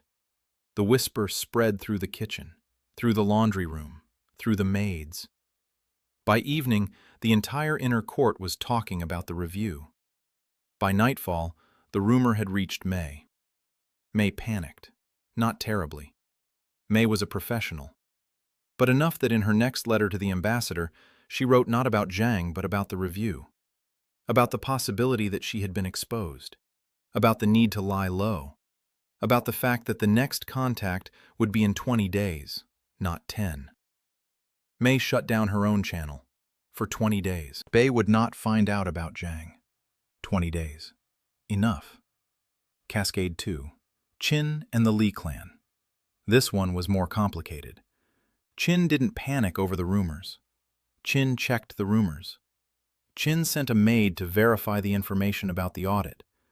The maid returned with confirmation, because Kylan had made sure that confirmation existed. Through Shin, he learned that the unit Go had indeed begun an audit of the medical department's expenses, the very one that had been set in motion by the seed planted by Shin 2 weeks ago. Go wasn't checking on the concubines. Go was checking the numbers. But from the outside, it looked like he was checking everything. Because Go was walking through the wings, peering into the ledgers, counting, recounting. Go was conspicuous. Go was loud in his silence. When the financial controller starts walking the corridors with a book in his hand, the whole palace gets nervous. Qin was nervous too. Not because of the audit, because of the canal. If the audit reached the western gate, if someone noticed the bags of seeds, if the gardener was questioned, Qin couldn't take the risk. But Qin couldn't stay silent either. The Li clan was waiting for information. The Li clan was gathering troops. The Li clan needed data on the state of the palace defenses, the guard schedules, and the weak spots in the walls. Qin was their only source. If Qin fell silent, the Li clan would start acting blindly. Acting blindly, they might make a mistake. A mistake could cost lives. Kylan didn't want the Li clan to make mistakes. Kylan wanted the Li clan to act with precision, but based on incorrect data. For that to happen, Qin had to keep passing on information. But information that Kylan controlled. He needed to become a filter between Qin and the Li clan. Not to intercept letters, to control what Qin saw and heard, so that she would pass on the truth, but not the whole truth, and not that truth. Kylan began working with Qin's inner circle. Through Tao, he discovered that Qin had one trusted maid, Chunhua, 30 years old, quiet, loyal. Chunhua was Qin's eyes and ears. Through Chunhua, Qin received information from the palace. Kylan couldn't recruit Chunhua. Chunhua was too devoted to Qin, too cautious, too smart. But Kylan could control what Chunhua saw and heard. Because Chunhua received information from other maids, and some of those maids went to the kitchen, where Lian worked, and to the laundry room, where Fan worked, and through the corridors, where Tao ran. Kylan began to feed the gossip network, subtly, carefully, not with lies, with half-truths. A half-truth is more dangerous than a lie because it cannot be refuted. It is half-true, and that half covers up the other. Through Fan, he spread the information that the guard at the south gate had been. It was true. The guards had been reinforced. But not because of the Li clan, because of the wall repairs that had begun last week. The guards were stationed at the gate to watch over the workers, not to strengthen the defenses. But Qin didn't know that. Qin would tell the Li clan that the southern gate had been reinforced. The Li clan would change their plan. They would direct their attack at the other gates, the ones that Kylan had already begun to fortify. Through the guards he knew. Through small changes in the schedule that looked like routine but were a wall. Invisible. Thin. But enough to delay the attack for critical hours. Cascade 3. Chao. This was the most difficult and most dangerous cascade. Chao was a professional, 30 years of experience, 300 eunuchs in his network. Chao noticed inconsistencies. Chao sensed when something changed. Kylan knew that sooner or later, Chao would notice his presence. Not him personally, his trail, his shadow. A ripple on the water that be there. He had to give Chao a false trail. Direct his suspicions not at Kylan, but at someone else. At whom? Mei. Mei was already a spy for the Bei clan. Chao knew this. Chao was selling information to the Bei clan through Mei, through the same channel. But Chao didn't know that Kylan had intercepted Mei's letter, didn't know that Kylan was reading the correspondence, didn't know that a third party had entered the channel. If Chao finds out that someone is meddling in Mei's channel, he'll conclude it's an internal enemy, an Empress's spy, or a Li clan spy, or a new player. Chao will start searching, but he won't be looking for Kylan. He'll be looking for whoever has access to Mei's chambers. Who could have stolen the letter? Who could have read it? It was Lian. Lian had entered Mei's chambers that night. If Chao started digging, he would track it back to Lian. That was dangerous. Kalen couldn't let Leanne be put in the line of fire, so he had to lay a false trail before Chow started looking. Kalen planted the information through Pei, not directly, through a chain of intermediaries. Pei let slip in a conversation with a eunuch from May's entourage that she had seen someone near May's chambers that night. Not Leanne. A man. Tall. In dark clothes. The eunuch relayed this to May. May was frightened. She decided she was being followed. She reported it to Chow. Not through the usual channels, personally. Because Chow was the only one she trusted inside the palace. Chow listened. He took note. He began searching for a tall man in dark clothes, who didn't exist. Chow would spend 2 or 3 weeks on this phantom, maybe more. His men would patrol the corridors of the inner wings, check the guard posts, interrogate the guards, search. They wouldn't find him, but they'll be busy. Chow's 300 eunuchs will be looking the wrong way. And while they're looking there, Kalen will be building here. 2 weeks after the launch of the 17 cascades, the results began to show. May fell silent for 20 days. The Bay channel was temporarily dead. Qin continued to transmit information, but the information was filtered through Kylan's network. The Li clan received data, but the data was incomplete. Chow was searching for the phantom. His network was distracted. His attention was scattered. The Empress continued to protect the prince. Zhang treated the boy. The coughing became less frequent. Once every 2 months instead of once a month. The silver thread was leaving the blood slowly. But it was leaving. The boy ate more. He ran faster. He laughed louder. Kalen knew this from Shin, who saw the prince every day when he carried Go's tea through the garden. Shin spoke of the boy with a warmth in his voice that hadn't been there before. The boy waved at him yesterday. Just like that, with his hand, through the garden lattice. Shin waved back. They smiled at each other.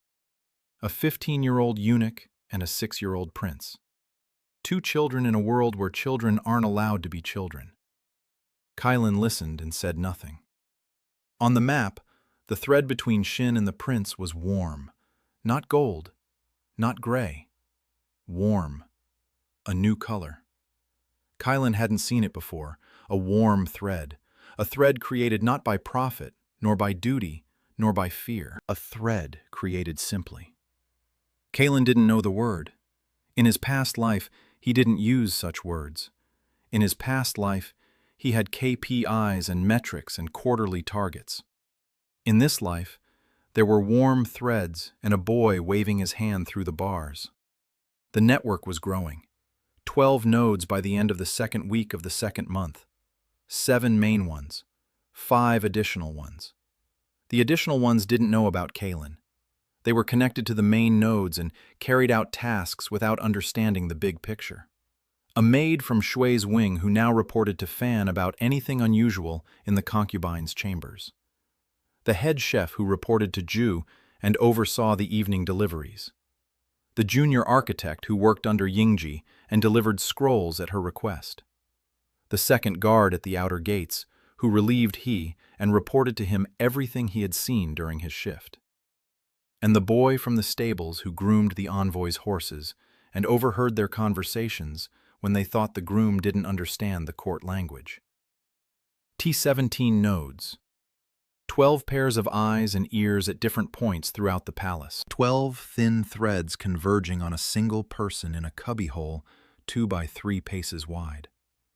Kalen slept no more than 4 hours a day. Not from insomnia, from work. Every evening, Leanne brought dinner. Every night, Shin came with a report. Every 3 days, Tao ran in with news. Every week, Kalen made his way to the library to see Yinjae. Between meetings, he lay on a mat and built cascades. He checked the map. He adjusted his plans. He recalculated the probabilities. It was like running a company during a crisis, when every hour brought new data and every decision could cost everything. The difference was that in a company, the cost of a mistake was money. Here, the cost of a mistake was lives. The 3rd month. The snow had melted. Slush had set in. The air smelled of dampness and wet stone. Kalen stood by the window and counted the days. 28 days until the deadline he had set as critical. 28 days until spring. Until the moment the Lee clan moved its troops. Until the moment the Bei clan activates its backup plan. Until the moment Chow decides it's time to open the gates. 28 days. A network of 28 nodes. A symbolic coincidence. Kalen didn't believe in symbols, but he noticed. The network had doubled in a month. Each main node had brought in 2 or 3 additional ones.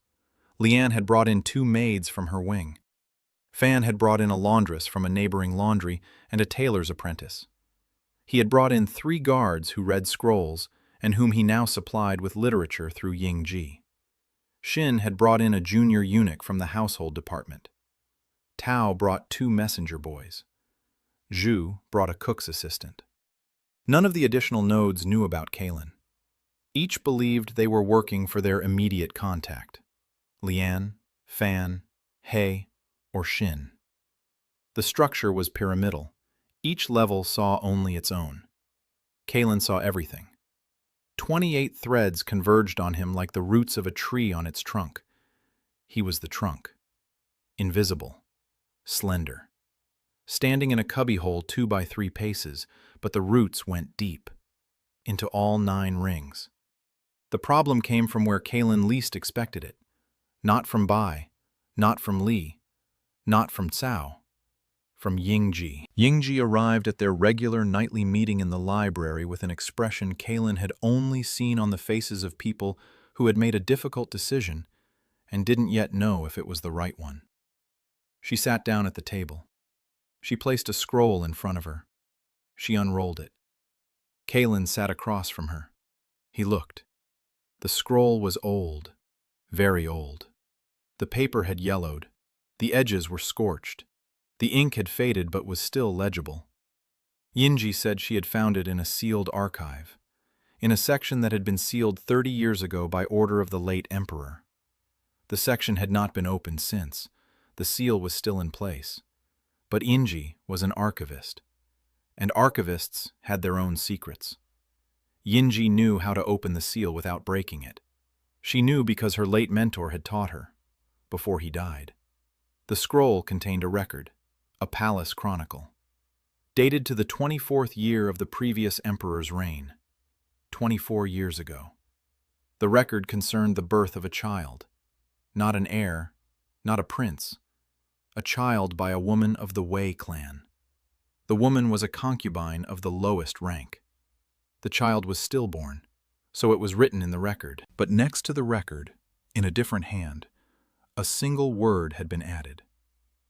Lie. Kalen stared at the scroll. The Wei clan, his clan, or rather, the clan of the body he inhabited. A woman from the Wei clan, a concubine. She gave birth to a child 24 years ago. The child was supposedly dead. Someone had written that it was a lie. 24 years ago. That was exactly how old Kalen Lin, or rather, Kalen's body. He looked at Yingji. Yingji was looking at him. Her glasses glinted in the lamplight. She said she had checked. A woman from the Wei clan. Her name was Wei Lanhua. She was the mother of the former Kalen. The very one. The 18-year-old boy in whose body Kalen now lived. Wei Lanhua had been a concubine of the late Emperor Huang Shen. Not a high one, not a low one. In the same category as Kalen is now. A political hostage, sent to pay off the clan's debt. She got pregnant. She gave birth. The record says the child died. The note says he didn't. Kalen was silent. Yingji continued. If the child survived, if the child was returned to the Wei clan, if the clan raised him as their own, if, 18 years later, that child was sent back to the palace as a hostage, then that child, that boy, this body in which Kalen sat, was not just the son of a minor clan, was the son of the emperor, the half-brother of the late heir, the uncle of the little prince Huang Jing, a direct claimant to the throne. Kalen sat and stared at the scroll, the letters blurred, not from tears, from exhaustion, from 4 hours of sleep a day, from 2 months of non-stop work, from the realization that the world he had been building had just been turned upside down. He wasn't a dustborn. He had never been a dustborn. He was a prince, hidden, forgotten, cast aside, but a prince. And somewhere in this little room, in the lining of an old garment he had never opened because he considered it trash, there lay a letter. A letter written by the former Wei Kailen before he took his own life. A letter that explained everything. Kalen turned his head. He looked at the hook, on the wall, at the clothes that had hung there for 6 years. Gray, old, dusty. He had never touched them. Why would he? They were the clothes of a dead boy, someone else's, unwanted. Now he knew that sewn into the lining was something that could make him emperor, or kill him. Yinjie was silent, waiting. Kalen stood up, walked through the library, 2 steps forward, 2 back, like in the cubbyhole, cramped. But here the cramped feeling came from the scrolls, not the walls, he thought, quickly, as he always did when everything changed. What this changed? Everything. And nothing. He was still in a 2x3 step cubbyhole. He was still weak. He still had a spiritual root of 3 out of 100.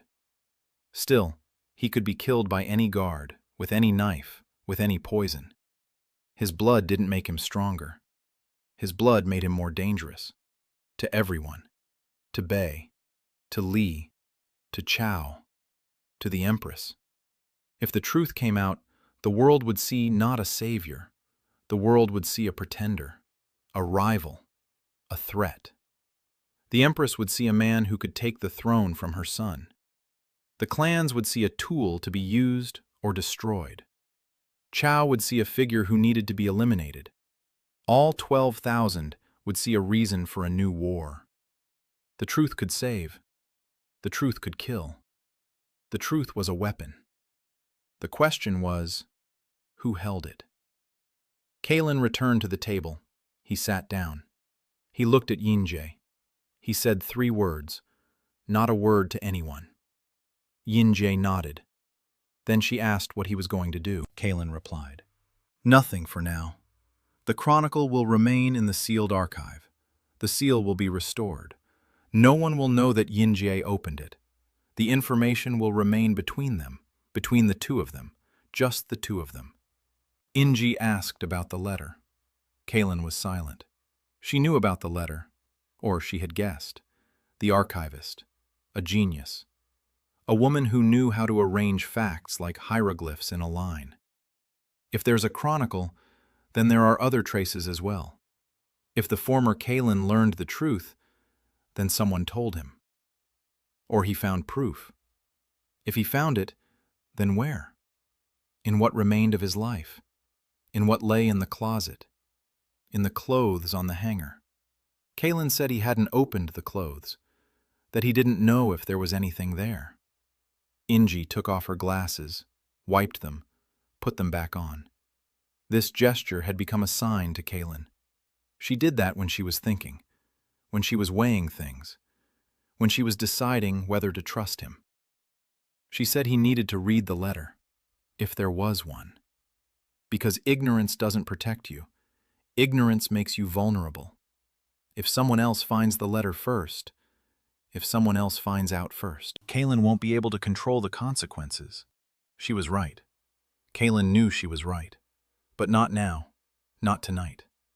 Tonight he had other things on his mind. 28 days until spring. 17 cascades in progress. 3 adversaries. 28 knots. And now another secret. Another thread. Heavy. Red. Stretching from the past to the present. From a dead woman to a living man. From a mother he never knew to the body he lived in. Kalen stood up, said goodbye, climbed out the window, went back, to the cubbyhole, to the mat, to the wall with the marks. He lay down. He didn't sleep. He looked at the clothes on the hook. Gray, dusty, old. They'd been hanging there for 6 years. For 6 years he hadn't touched them. For 6 years the answer had been within arm's reach. He turned away toward the wall. He closed his eyes. Not now. Later, when it's safe, when there's time. When 28 days have passed and the prince is alive, and the conspiracy is dead, and the empress sleeps for more than 3 hours, and Leanne brings him jasmine tea every morning. Then, later, maybe. 21 days until spring. Cao found a trace, not of Kalen, not of a ghost, something worse. Cao found a pattern. Kalen learned about it from Shin. Shin came at night, pale, with trembling hands. He said that Go had summoned him today and asked a strange question. Go asked if Shin had noticed anything unusual in the last 2 months. Nothing specific, just in general. Shin replied that he hadn't. Go. He let him go. But Shin saw a piece of paper on Go's desk, a list. There were names on the list. Names of people whose behavior had changed over the past 2 months. Cook Wang, Guard Lu, Corporal Zhou, Dr. Jiang, who had resigned, Maid Pei, the gardener from the 4th ring, and 12 more names. Go hadn't compiled this list. The list had come from Cao. Kalen understood instantly. Cao hadn't found the ghost, but Cao had stopped looking for the ghost. Cao had started looking for a pattern, changes, anomalies, people who had started behaving differently over the past 2 months.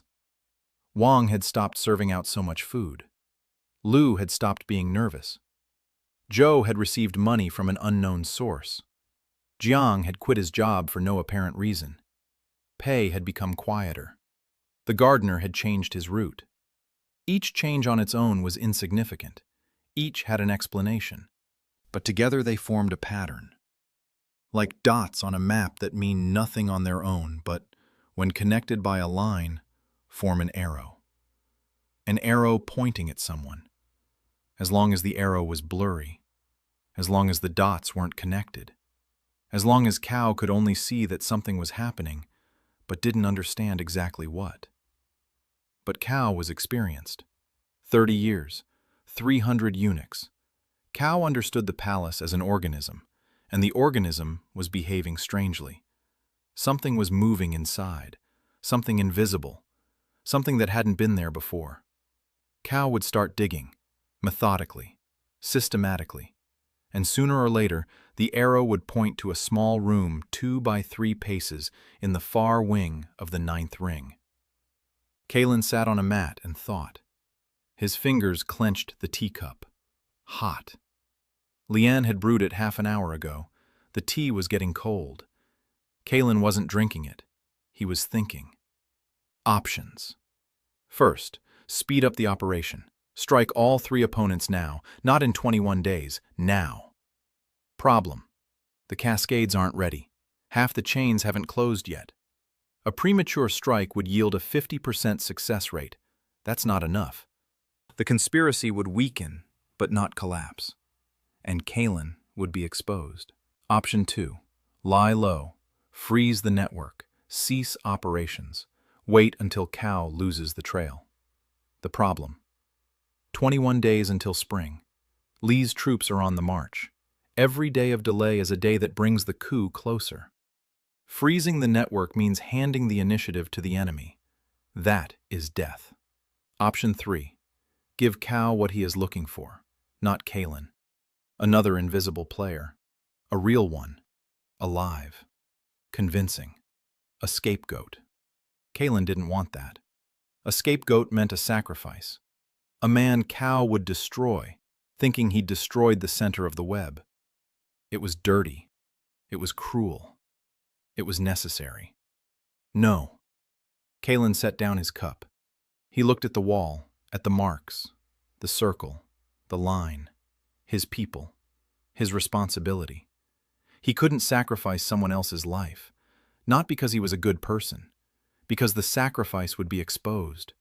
Cao would destroy the scapegoat and keep searching, because the anomalies wouldn't stop, because Kalen's network would keep working, and Cao would realize he'd been wrong, and he'd become even more vigilant. The scapegoat would buy time, a week, maybe 2, but then it would get worse. The fourth option, Kalen thought. For a long time, an hour, the tea had long since gone cold. Leanne came to take the bowl. She saw he hadn't eaten. She put the bowl back. She left. She didn't ask. She had learned not to ask when he was thinking. She had learned to read his face when he was building cascades. It was a face that expressed nothing. Absolute zero. A mask. Behind the mask, a machine was at work. The fourth option. Don't hide from Cao. Don't run. Don't set others up. Face Cao. Not in person. Through the system. Show Cao that the second player exists. But show it in such a way that Cao decides the second player is an ally, not an enemy, a partner, someone you can negotiate with, someone who can be bought. It was risky. Cao trusted no one. But Cao was a pragmatist. If the second player proved useful, Cao wouldn't destroy him. Cao would try to subjugate him. Kalen had to create the illusion of submission, become a double agent within his own network. Show Cao a piece, a small, controllable. To show that the second player knows something about the palace, but not everything. To show that the second player wants something, but not everything. To show that the second player is willing to trade. Information for protection. Data for safety. Kalen began building the cascade, the fifth main one, the longest of them all. 12 steps. Step 1. Through he passed an anonymous note to a guard at the inner gate of the third ring. The guard was one of Chao's men. The note contained a single sentence. The man you are looking for is ready to talk. Place. Time. The guard would pass the note to Cao. Cao would read it. Cao would come, or send someone. But the place and time had been chosen by Kalen, not for a face-to-face meeting. Kalen had no intention of meeting Cao face-to-face. That would be suicide. The place was an empty corridor in the 7th ring, a long one, with 8 doors. Behind each door, a room. 7 rooms are empty. In one, a scroll lies on the table. The scroll contains information. Not too much, not too little. Information about financial discrepancies in the treasury, specific figures, specific names. All true, all verifiable, all useful to a man who wants to control the palace. Next to the scroll is a note. I don't need power. I need peace. You're looking for me. I'm offering a deal. I'll give you the information. You stop looking. We both keep working. Each at our own level. No conflict. The note is unsigned. The handwriting is altered. Kalen wrote with his left hand, slowly, clumsily. His usual handwriting was different. Cao won't be able to match it. Cao has arrived, not in person. He sent his best eunuch, a man named Dan. Kalen knew Dan. He'd been watching him for 4 years. Dan was Chao's right-hand man. Cold, precise, dangerous. Dan entered the corridor. He checked every door. He found the scroll. He read it. He read the note. He took both. He left. Kalen watched through Tao. The messenger boy sat in the corner of the corridor and counted the footsteps. Tao didn't know why. He only knew that Kalen had asked him to count how many people would pass through the corridor between the 3rd and 4th guards. Tao was obedient. Tao was reliable. Tao was a 14-year-old boy who received a hot meal from Lian every evening and considered it the most important event in his life. 2 days later, on the same table in the same room, Kalen found the answer. A scroll from Cao. Not from Cao personally, through Dan. The reply was brief. Information verified. Deal accepted. Terms. Information every 10 days. On movements within the inner rings. On the concubine's moods. On the empress's actions. In exchange. Immunity within the 9th and 8th rings. Kaelin read and felt something akin to satisfaction slowly spreading. Not joy, not triumph. The quiet satisfaction of an engineer who sees that the mechanism is working. Chow had bought him. Or rather, thought he had bought him. Chow thought he had found a minor informant, observant, useful, but minor. A man from the outer rings who wants to live in peace and is willing to sell his for his safety. Chow didn't realize that he had just opened a direct channel of influence to Kaelin. Every 10 days, Kaelin could feed Chow information, real information, useful information, and at the same time, direct Chow's attention where Kaelin needed it to go. Every report would contain the truth, but not the whole truth, and not the truth that matters. Chow would look at what Kaelin showed him, and he wouldn't see what Kaelin was hiding. 3 opponents. Bei is blinded by Mei's silence. Li is deceived by Qin's filtered information. Chow is tamed by a false. All 3 blind spots were created by Kaelin. All 3 worked. So far. 21 days minus 5 spent on the operation with Chow, 16 days until spring. Kaelin lay down on the mat. He closed his eyes. 16 days, 28 nodes, 3 blind spots, 17 cascades, 1 man in a 2 by 3 foot cubicle, and a letter in the lining of an old garment that he still hadn't opened. 12 days until spring. Mei returned. The 20 days of silence were over. The Bei channel had come back to life. Kaelin found out from Pei through Lian. Mei had written a new letter to the ambassador. A long one. A detailed one. In the letter, Mei reported that the inspection had turned out to be a false alarm. That the Empress had not conducted an audit of the concubines. That Mei had overestimated the danger. That the channel could be reopened. And in that same letter, Mei finally wrote about Zhang. About how Zhang was personally treating the prince. About how the junior physician Jiang had resigned. About how a new protective ring had formed around the prince. Mei was observant. Mei noticed everything. 20 days of silence gave her time to see the whole picture. And she conveyed this picture to the Bei clan. Kaelin sat in the small room and calculated the consequences. The letter would reach Ambassador Bei in 2 days. The ambassador would report to the clan in a day. The clan would make a decision in 2 or 3 days. That's 5 or 6 days from now until a reaction. There would be a reaction, without a doubt. The poisoning channel was cut off. Jiang was gone. Zhang was treating the prince. The silver thread was being flushed from his system. In 6 months, the boy will be healthy. The Bei clan couldn't let that happen. Bei will activate a backup plan. Kaelin didn't know exactly what it was, but he could guess. If a slow poison doesn't work, then a fast one. Or not poison. A knife, a fire, an accident, something brutal, something urgent, something that would work before the prince grew strong. Kaelin had 5 or 6 days before the new phase began. 5 or 6 days to prepare. He started with Mei.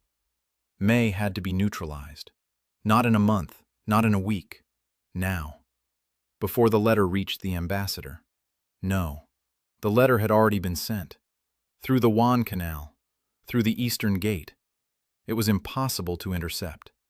So Mei had to be neutralized before she received a reply, before Bai sent new instructions, before Mei became the driving force behind the new plan.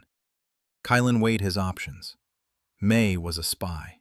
Mei had letters, compromising evidence. If the evidence reached the Empress, Mei would be executed. That would solve the problem. But it would create a new one. The execution of the High Consort is a scandal, a commotion, a tension, an investigation. Exactly what Kaelin had been avoiding. It had to be quieter. Mei had to disappear from the board. Not from life. From the board. Cease to be a player. Lose the ability to act. Lose access to the channel. Lose the trust of the Bei clan. How? Kaelin thought. What destroys trust between an agent and a master? Failure.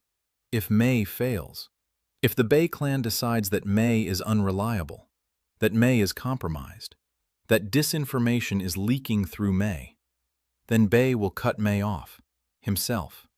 Without Kylan's involvement, without a scandal, without execution, just silence. Just the channel will close. Just Mei will stop receiving letters and money and instructions. And Mei will be left alone, without support, without a purpose, without protection. A high concubine who has lost her master. Dangerous, but controllable. Kylan began to set up the final trap for Mei. He needed the next letter Mei received from the ambassador to contain a test.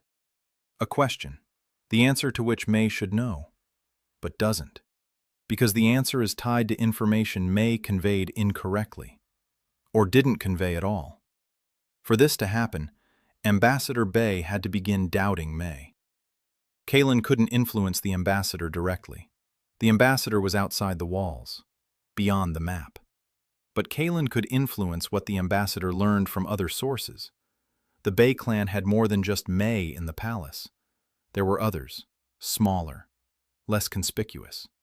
Kylan knew two of them. A mid-ranking eunuch named Chen, not the overseer Chen who used whips, another Chen, a man, a eunuch from the fifth ring, and a maid named Yu from the wing of the chief consort Jue. Through rumors that flowed like water, Kylan spread the information. A palace inspection. New guards at the prince's chambers. Zhang is treating the heir. The empress knows of the threat. The information was true, but the emphasis was different from Mei's. Mei wrote that the inspection was a false alarm. Yu will report that the inspection was real. Mei wrote that Zhang was conducting a routine examination. Yu will report that Zhang found poison. Mei wrote that everything was under control. Yu will report that nothing was under control. A contradiction. Sharp. Obvious. Inexplicable. Ambassador Bei will receive two messages. One from Mei, one from Yu. They will say different things. The ambassador will not be able to verify who is right, but the ambassador will suspect Mei, because Mei remained silent for 20 days, because Mei was frightened by a false alarm, because an agent who panics for no reason is unreliable, because an agent who passes on incomplete information is dangerous. Through the eunuch Chen, Kylan conveyed a third confirmation of Yu's version. 3 sources against 1. Mei was doomed, not to death, to silence, to being cut off from the network, to loneliness. At the same time, Kylan was working with Qin, the Southern Channel, the Li clan, troops on the march, information from Tao. A stable boy had overheard a conversation between 2 messengers traveling from the south. They spoke of large-scale movements, of detachments heading north under the guise of trade caravans, of provisions being purchased in villages along the southern route. Li's troops were moving. Not quickly, but they were moving. 12 days until spring. In 12 days, they would be a day's march from the capital. Kylan had to make a choice. He couldn't stop the troops. He physically couldn't. He had no army. He had no envoys. He had no authority. The only thing he could do was make the troops go somewhere else. Or not then. Or to meet a wall instead of open gates. Through Qin, he continued to feed the Li clan false intelligence. The south gate is reinforced. The east gate is under repair. The west gate is weakened. The west gate was the only route the Li clan could use. But the west gate was his territory. And the 3 guards he had recruited over the past month. 4 guards. Not an army. But 4 guards who know what to do at the right moment are worth more than 40 who don't. Kylan had prepared a defense plan. Not a military one, a logistical one. By the time Li's troops approach the western gate, the gate will be closed. Not locked. Blocked.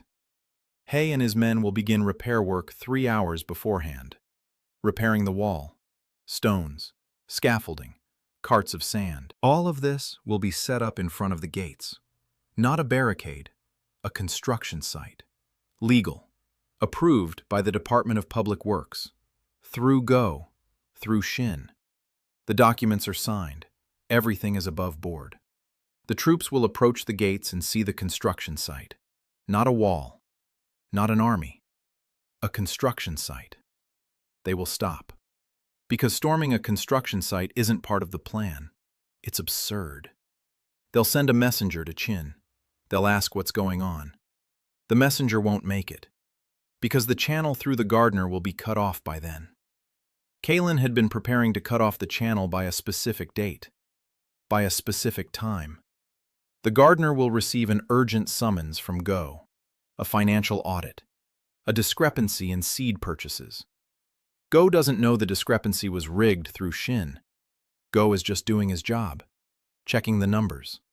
The gardener will be sitting in Go's office answering questions. Not a day, 2 hours. But 2 hours during which the channel is dead. 2 hours during which Lee's troops stand at the blocked gate and cannot contact their agent inside. 2 hours during which Kalen will deal with Chow. Chow, the last and most dangerous. Cow knew about the deal with the invisible informant.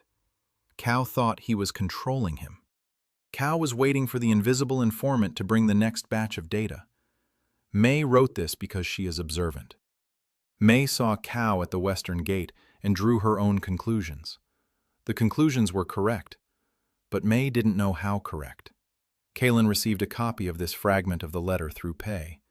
Lian passed it on to Shin. Shin passed it on to Go, not as intelligence, as a chance find. Shin supposedly saw a scrap of paper at the eastern gate, picked it up, brought it to Go. Go read it. Go didn't know who the paper belonged to, but he saw Cow's name, and the words, "Another clan." Go passed it on to Cow, because it concerned Cow personally. Cow read it. Cow saw his fears confirmed. Bei knows. Bei knows about his double dealing. Bei will write about it in his letters. Bei will use it as a weapon. Cow turned pale. According to Shin. Shin didn't see Cow's face, but he saw Go leave Cow's office with the expression people have when they've just seen someone else lose something very important. Cow had lost his footing. Cow had lost the confidence that his game was safe. And now, Cow had to choose. Continue the double game, knowing he'd been exposed. Or pick a side. Or lie low. Kylan was betting on the third option. Chow would lie low. Chow would retreat. Chow would stop taking risks. Chow would cut off all channels. Chow would sit quietly and wait. Because Chow is 54 years old. Because Chow is tired. Because Chow has a nun in a convent to whom he sends 30 silver coins every month. And because Chow doesn't want to die. No one does. Not even those who have been weaving webs in the dark note. 12 days until spring. All the pieces are on the board. All the cascades have been set in motion. May will be cut off from Bei due to conflicting reports. Chin will feed Lee false data until the very last day. The gate will be blocked by construction at the hour of the strike. The channel through the gardener will be shut down by a financial audit. Chow will receive false evidence of exposure and go into hiding. All of this was supposed to work simultaneously, on one day, at 1 hour, like a clockwork mechanism in which every cog depends on another. Kalen lay on the mat. He stared at the ceiling, a crack running from corner to corner. For 6 years he had been staring at that crack, 6 years and 2 months, and in 12 days it would all be over, or begin. He closed his eyes. 28 golden nodes glowed on the map, among 12,000. 28 out of 12,000. A drop. But a drop in the right place. A drop that sets off an avalanche. He fell asleep. And had the dream again. A little boy was running through the garden. He wasn't coughing. He was laughing. A woman in crimson stood by the window. She was sleeping, standing. Her forehead pressed against the glass.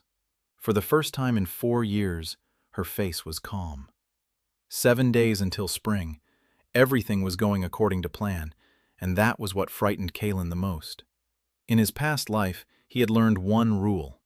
When everything goes according to plan, it means you're missing something.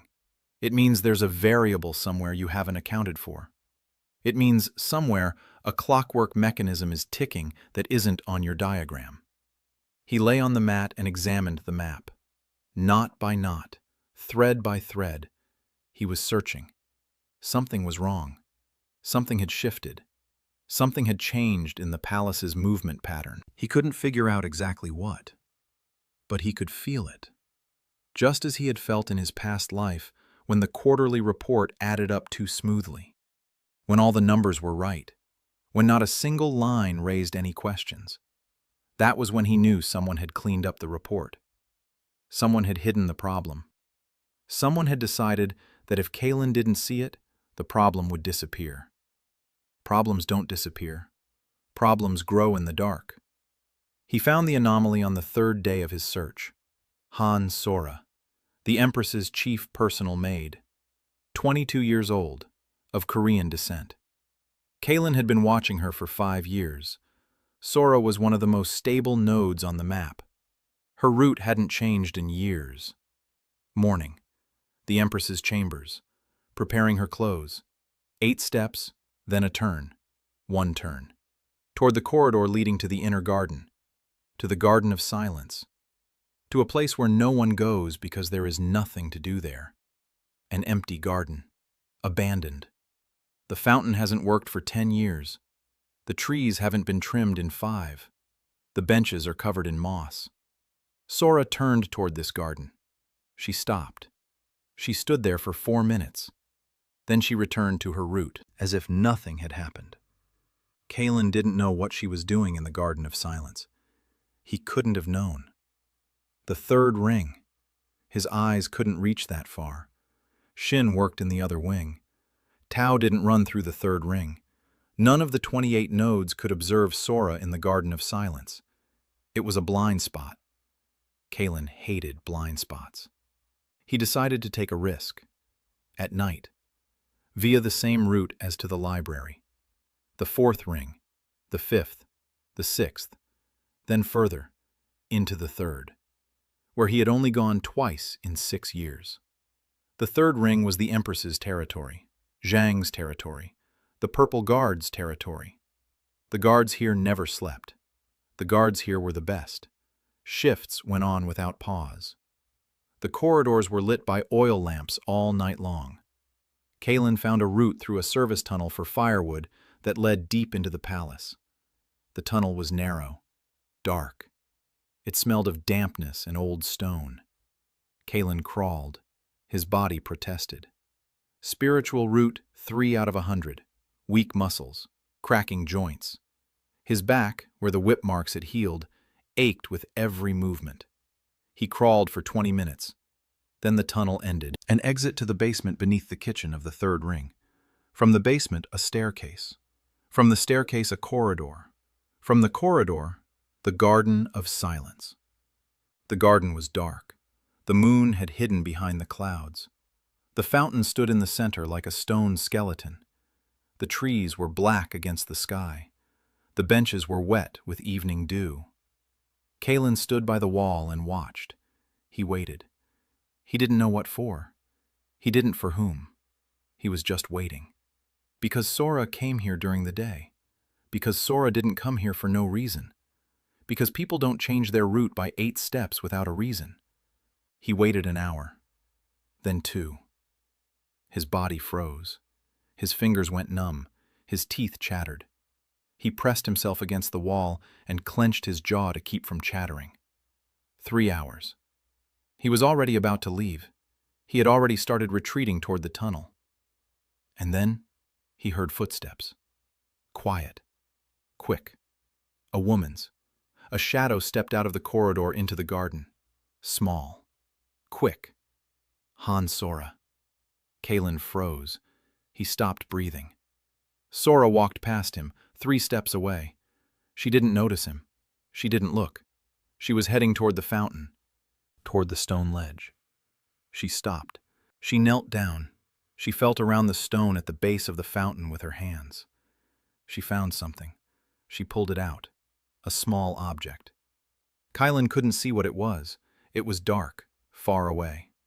Sora hid the object in her sleeve. She stood up, turned around, walked away, just as quietly, just as quickly, like a ghost. Kylan stood by the wall and thought. Sora was taking something from a hiding place in the Garden of Silence, at the base of the fountain. Who was leaving her messages? Why? What kind of channel was this? Kylan didn't know, but he had to find out. Because Sora was closer to the Empress than anyone else. Because Sora slept at the Empress's door. Because Sora knew every secret, every decision, every word spoken in Song Yurin's chambers. If Sora was working for someone, that someone had direct access to the seat of power. Kylan returned to the cubbyhole before dawn, wet, frozen, with trembling hands and chattering teeth. He lay down on the mat, covered himself with a blanket, that one thin blanket he'd had since day one. Leanne had brought him a second blanket a month ago. He covered himself with both. He was still shivering, he thought. Sora, the hiding place, the fountain, who? He opened the map, looked at Sora's knot, the threads, gold to the Empress, gray to the maids, gray to the guards, not a single red one, not a single black one. Sora looked clean, just like the 6 years of observation before that. But the hiding place existed. So the thread existed, invisible, beyond the map, beyond what Kylan could observe. Who could leave messages in the garden of the third ring? Who had access? Guards, eunuchs, physicians, concubines. The Empress's personal servants, dozens of people. Kylan couldn't check everyone, not in 7 days. He needed help. He needed a man in the third ring. He had no man in the third ring, not a single contact. The third ring was the territory of the Empress and her inner circle. One could only penetrate it physically, or through whoever who lived there. Through Zhang, the first-rank physician. Zhang treated the prince. Zhang was honest. Zhang hadn't been recruited. Zhang didn't know of Kylan's existence. But Zhang was indebted to Kylan, without knowing it. Zhang saw the prince in the garden because Kylan had arranged for the meal to be delayed. The meal and Yinji's appearance on the bench. Zhang saved the boy because Kylan had put him in the right place at the right time. But Zhang didn't know, and Kylan couldn't say. Not now. Too risky. Another way. Yinji. The library was in the 6th ring, but Yinji had access to the restricted archives. The restricted archives were located in the 4th ring, next to the 3rd. Yinji could pass through the 4th ring during the day, legally, with permission. She could observe. She can observe. Kylan nodded. Yinji asked something else. She asked why it mattered to him who was behind Sora. Kylan replied that everything would be decided in 7 days, that his cascades were aimed at Bai, Li, and Cao, that if there was a 4th player in the game whom he couldn't see, all the cascades could collapse. Yinji nodded. Then she said quietly that there was another reason. Kylan was silent. She said that Sora was the only link to the Empress, that if Kylan ever wanted to reach Song Yurin, the path lay through Sora, and that if Sora was working for the enemy, that path was cut off. Kylan looked at Yinji and thought she was too smart. Dangerously smart. She saw his plan, not the whole thing, but the outlines. She understood that it wasn't about security, it was about access. It was about the fact that Kylan was building a path to the throne not for himself, but for information that had to reach the Empress, and that could reach her through no one but a person whom the Empress trusted completely. And Sora was the only such person. He nodded. Yunji went to the archives the next day. 2 days later, Inji returned with an answer. The answer was unexpected. The hiding place in the fountain had not been used by a spy, not by an enemy agent, not by a clan. The hiding place had been used by Sora herself, for personal purposes. Inji had seen who left the messages. No one. Sora left them herself, and she took them herself. A day later. 2. 3. These weren't messages, these were letters. Sora was writing letters. To whom? To herself? Or to someone who wasn't there? Inji saw Sora come to the fountain during her lunch break. She placed a small bundle at the base. She left. Because the letters were the only thing connecting her to the person she had lost. Kaylin listened and remained silent. Yinjia spoke, and her voice was quiet. Quieter than usual. She took off her glasses. She didn't wipe them. She just took them off. She sat without her glasses and looked younger and more vulnerable. Kaylin was silent for a long time. Then he said one word. "We'll find him." Inji put on her glasses. She looked at him. He said he would find Mira. Through the network. Through 28 nodes. Through the channels that go beyond the walls. Through the guard Hay at the service gate. Through the boy from the stables who overhears the envoy's conversations. Through someone. He'll find him. Not today, not tomorrow, but he'll find him. Yinjia asked why. Kaylin answered, because Sora has been writing letters into the void for 7 years and deserves an address. Yinjia was silent. Then she said quietly that the notes she hides under the floorboard in the library, the notes he'd mentioned when they first met. She'd started writing new ones, for the first time in 3 years. Kaylin asked what they were about. She said they were about a person she didn't yet understand. Kaylin didn't answer. He climbed out the window. He went home, to the little room, to the mat. 5 days until spring. The 4th player is gone. Sora is clear. The path to the Empress is open. Kaylin lay down. He closed his eyes. The map was burning. 28 golden dots. And one new one. Not golden, not gray. Warm. Consort. The woman who has been writing letters into the void for 7 years. Whom he hasn't recruited yet. Who doesn't yet know he exists. But who will soon find out. Because Kaylin was going to do what he did best. Find the pain, seal the pain, and get a hand that would never let go again.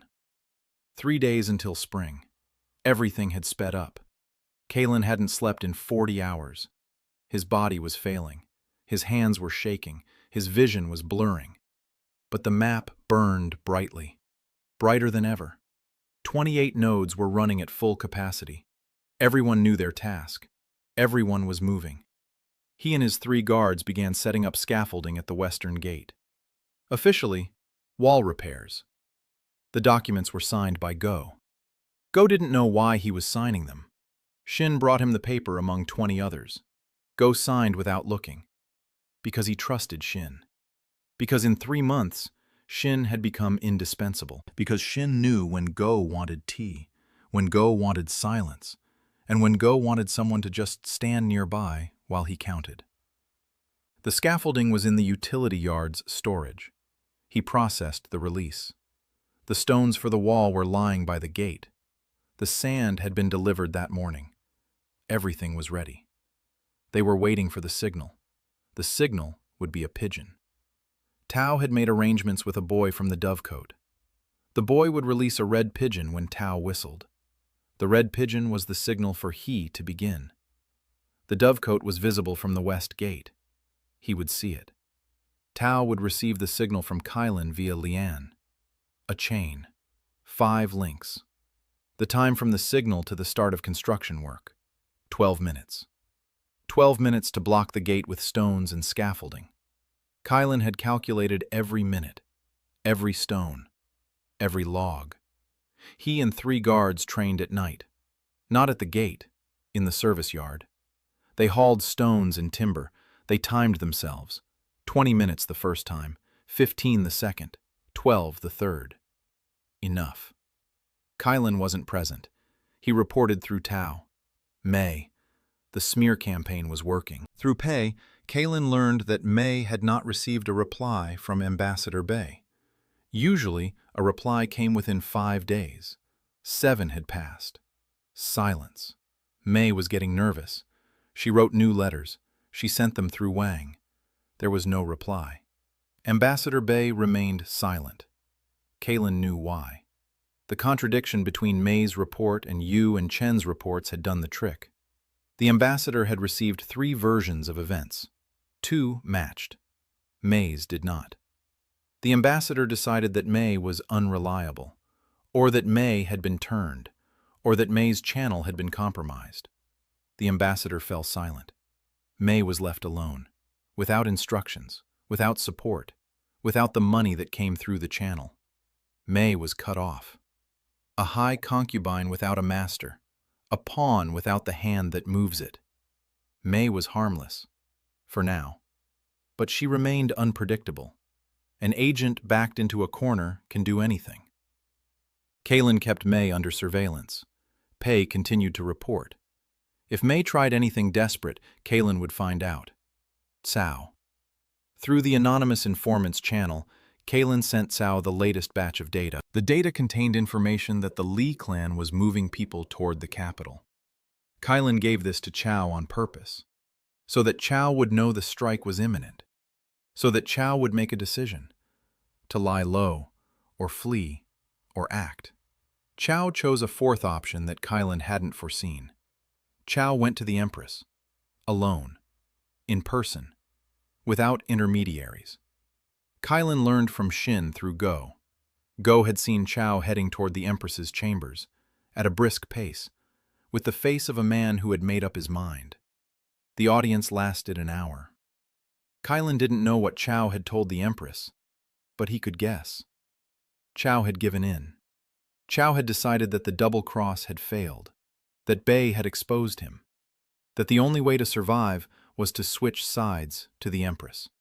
Voluntarily, with information, with names, with evidence. Cao went to Song Yurin and laid his cards on the table. Not all of them. Cao never lays all his cards on the table, but enough. Enough for the Empress to understand the scale of the conspiracy. Bei, Li, the troops, poison, everything. Kalin sat in the cubbyhole and thought. It was unexpected. It was dangerous. And it was useful. Because now the Empress knew. Not fragments, not suspicions, she knew. From a man who had been at the center of the web for 30 years. The Empress knew and could act. The question was how she would act. For 4 years, Song Yurin had held the throne through a fragile balance, through caution, through compromise, through silence. Now the balance had been broken.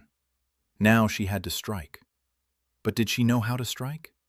Kalin didn't know, but he knew that in 3 days it wouldn't matter, because in 3 days Li's troops would be at the walls, and if the Empress didn't strike first, they would strike her.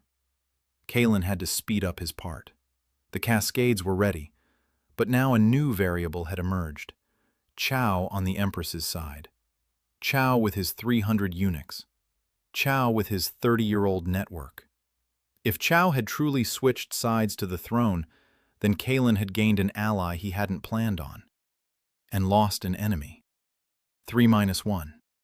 2 enemies instead of 3, but 2 who were already on the move. Bei would activate the backup plan at any moment. Li was on the march. The clock was ticking. 2 days until spring.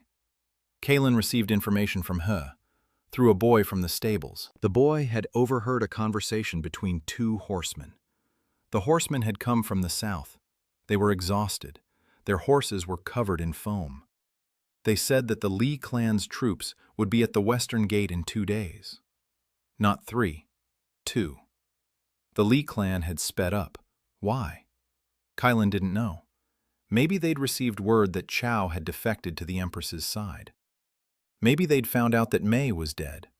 Maybe they'd simply decided not to wait. It didn't matter. What mattered was that the timeline had shifted. 2 days instead of 3. Tomorrow. The troops would be here tomorrow. Kalin stood up. He left the small room. He walked briskly toward the kitchen. He found Lian. He said one word. Now. Lian turned pale. She knew what that word meant.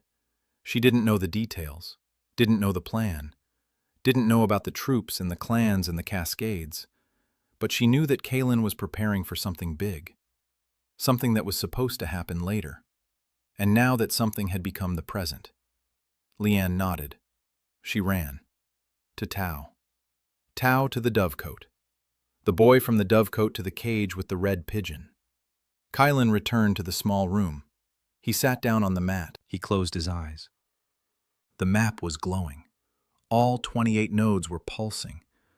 The cascade had been triggered. The clock was ticking. 12 minutes from the signal to the barricade. Through Leanne, the signal reached Tao in 4 minutes. Tao ran to the dovecote in 3. The boy released the pigeon. A red dot soared into the gray sky. He saw it. He and 3 guards got to work. Stones, scaffolding, sand, carts. Everything that had been prepared over the last few days. Everything that had been waiting for this moment. The gates of the west wing slowly disappeared behind a wall of scaffolding and stone blocks. 12 minutes. He finished in 11. The western gate was blocked. Not by a barricade, by a construction site. Legal, documented, signed by eunuch Go. At the same time, Kaelin activated the shutdown of the Qin Canal. Through Shin. Shin handed Go a document, a discrepancy in seed purchases for the horticultural department. Go summoned the gardener. The gardener sat in Go's office and answered questions about seeds and suppliers and prices and invoices.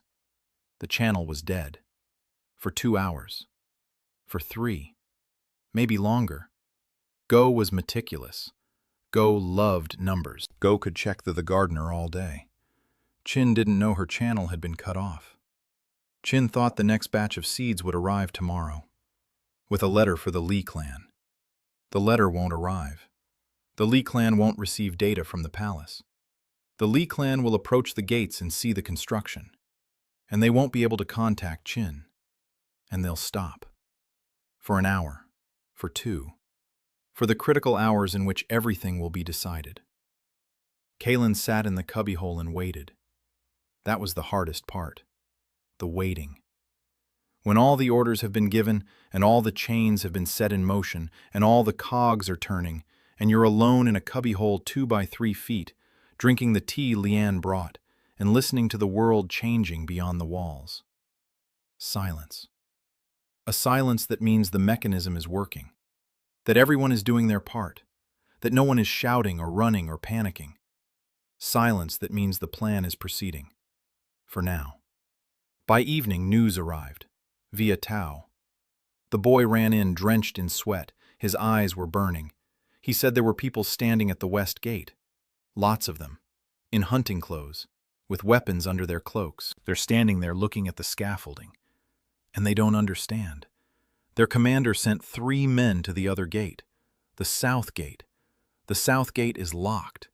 The eastern gates were guarded by Cao's men, because Cao was now working for the Empress. And the first thing he did was reinforce the guard at the eastern gates, with his eunuchs, with his own men. 300 eunuchs who had been his army for 30 years. The northern gates, the only ones left. The northern gate led to the Bei clan, not to the Li clan. If Li's troops went to the northern gate, they would end up on Bei territory. That meant conflict. It meant that Bei would see Li's army at their gate and decide that Li was attacking them. 2 clans, 2 conspiracies, who were supposed to act together, who now found themselves facing each other. Kaelin hadn't planned this. Kaelin had only planned to block the western gate. But the blockade created a domino effect. Li couldn't enter the palace. Li was at a loss. Li went to the only open gate, the northern one, and ran into Bai. It was beautiful. It was brutal. It was perfect. 2 predators hunting the same prey suddenly found themselves standing face to face, armed, suspicious, burdened with the accumulated mistrust that Kaelin had been stoking for 3 months through false information and filtered rumors. The Li clan thought that the Bai clan knew about their plans. The Bai clan thought that the Li clan was coming for them. Neither believed the other. Neither trusted the other.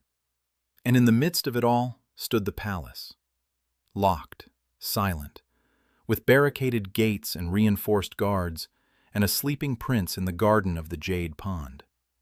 Through Shin, Kylan learned that the Empress had not slept all night, that Chao was with her, that the Purple Guard stood at the ready, that Zhang was with the prince, that Sora stood at the Empress's door with the face of a stone statue, that the entire palace had fallen silent and waited. Like Kylan, on a mat, with a cup of tea, with a map that pulsed like a living heart. The morning of the first day of spring, the snow had finally melted. The air smelled of wet earth and something new. Kylan stood by the window and listened. Silence. Not the usual kind, a different kind. The silence between claps of thunder. Beyond the walls, events were unfolding that Kylan could only see through the map. The knots moved chaotically. The red threads pulsed. Li's troops stood at the northern gate. Bei's men stood behind them. 100 paces of wet road lay between them. Commander Li sent a messenger to Bei. Bei did not receive the messenger. Bei decided that Li had betrayed him, that Li had decided to seize the palace alone. Bei mobilized his forces in the capital. Not an army, mercenaries, people, knives. Kylan saw how the red threads between Bei and Li were tightening, like ropes. A little more and they'll snap, and then blood. Not in the palace, outside the walls, in the streets of the capital, between two clans who had come to overthrow the Empress but found each other instead. Kylan didn't want bloodshed. Bloodshed is bad management. But he couldn't stop the clash beyond his walls. He could only ensure that the palace remained intact, that the prince remained alive, that the Empress remained on the throne. He sat down on the mat. He looked at his hands, slender, white, clean. Not a single drop of blood. The hands of a man who had killed no one, because others do the killing. According to his reports, which no one saw, by noon, news arrived. A clash between the Bei and Li clans had taken place at the northern gate. Brief, violent, not a battle, a skirmish. 20 minutes, 6 people dead, 12 wounded. Then the city guard arrived. Under the command of the garrison commander, who reported directly to the throne, the city guard separated the two clans, arrested armed men on both sides. Li's troops were disarmed. Bai's men were detained. The garrison commander received an order from the Empress via Cao. The order was brief. Disarm, detain, do not kill. The Empress had chosen wisely. No execution, no war. Detention. This gave her leverage, hostages, evidence of a conspiracy, a basis for negotiations or a trial. Kylan listened and felt the tension of the last 3 months slowly ease, like a spring unwinding. It works. The system works. 2 clans neutralized, not destroyed, temporarily taken out of the game. Enough for the palace to hold out. But there was still work to be done inside the palace. Mei, Qin, the remnants of both clans' networks, agents who didn't yet know their masters had been detained. Kylan began the cleanup, the information cleanup. Through Lian, Fan, and Tao, he set off a wave of rumors. True ones this time. About the skirmish, about the arrests, about the fact that the city guard had acted on the Empress's orders. The court found out. And the court was frightened. Not of the Empress, of what had happened behind their backs. Of the fact that the 2 clans had been plotting a coup and someone unseen had stopped it. That someone became a legend overnight. Whispers spread through all 9 rings. The invisible advisor, the shadow behind the throne.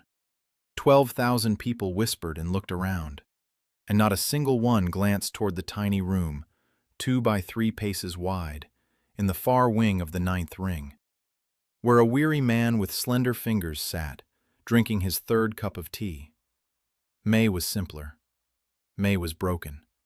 Without the support of the Bei clan, she was a frightened woman who understood that her master had been arrested and that she would be next. Kalin, through pay, passed her an anonymous proposal. A voluntary confession to the Empress in exchange for her life. Exile to a provincial monastery instead of execution. May thought about it for a day. She agreed. She requested an audience. She told everything. The Empress listened. She nodded. May disappeared from the palace within a day. Quietly. Without a scandal. Qin was more complicated. Qin was not broken. Qin did not know that the channel was cut off forever. But when Tao casually mentioned to her maid, Chunhua, that there were guards at the north gate, and that people in hunting clothes were being led away, Chunhua ran to Qin, and Qin understood. Li had been arrested. The channel was dead. She was alone. Qin went to the Empress herself, not to confess, to bargain. Information about the Li clan's internal network in exchange for a pardon. The names of the commanders, the locations of the armories, the supply routes. The Empress bargained for 3 hours. Qin remained at court, not as a chief consort, as a prisoner, under house arrest, but alive and useful. Every day, new names, new channels. The Empress listened and drew her own map. The first one in her life. Crooked, incomplete, but her own. A week after the plot's failure, the palace began to recover, slowly, like a body after an illness. Kalin allowed himself to sleep for 6 hours.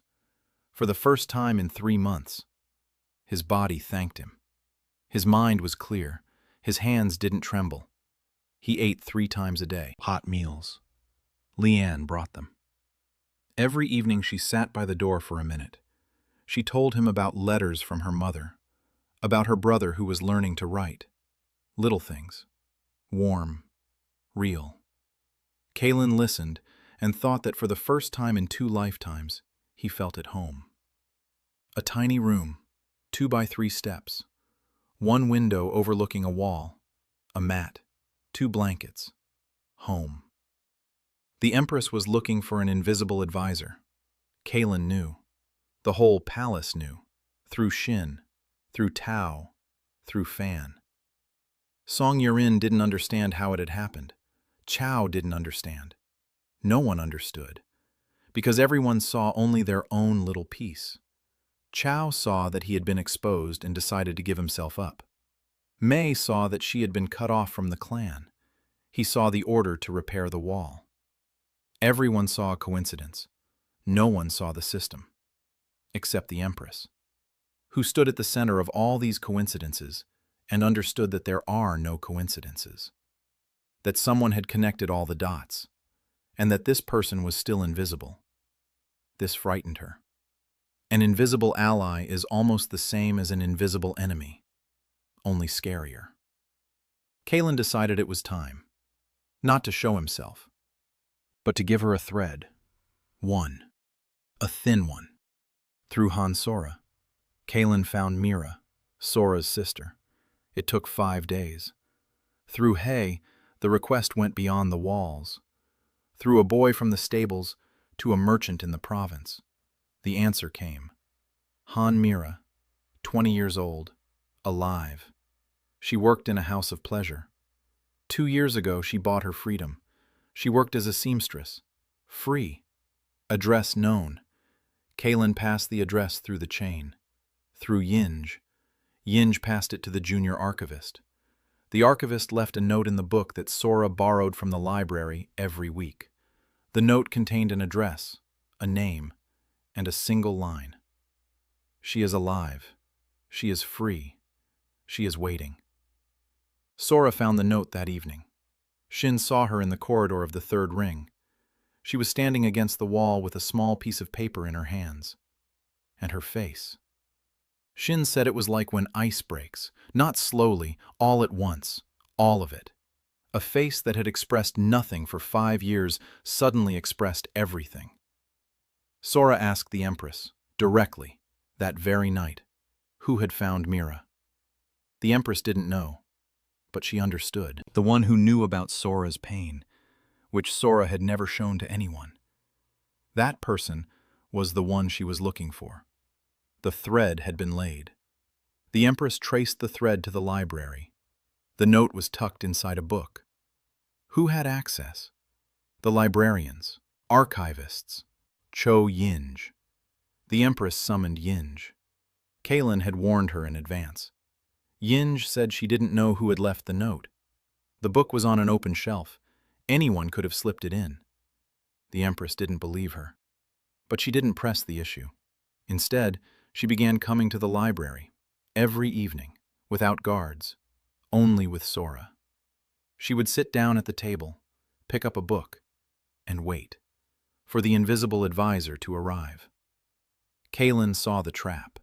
He knew it was a trap, and he knew he would walk into it. Because it wasn't a trap, it was an invitation. Night, the library. Kalen arrived via his usual route, through the tunnel, through the window. He walked between the shelves, to the table in the far corner. A woman sat at the table, tall, thin, dressed in crimson, with dark circles under her eyes that were slightly lighter than 3 months ago. Sora stood nearby. The Empress raised her head. She saw him, slender, pale, in gray clothes, with an ink stain on his finger. Dust, the lowest rank. She looked at him. He looked at her. The silence lasted 10 heartbeats. Then Kalen bowed. Not deeply, just enough to show respect, not servility. He sat down across from her, just as he used to sit across from Yinji, without fear, without reverence, as an equal. Because in his mind, he was the COO of a corporation with 12,000 employees, and she was the CEO he had come to save from bankruptcy. The Empress asked who he was. Kalen answered, Wei Kalen, dust rank, far wing, 9th ring, 7 years at court. She asked if he was the one who stopped the conspiracy. Kalen paused. Then he said it wasn't him who stopped it. It was stopped by 28 people who didn't even know each other. He simply asked each of them to do one small thing at the right time. Kalen knelt on the floor. He pulled a piece of charcoal from his sleeve and began to draw.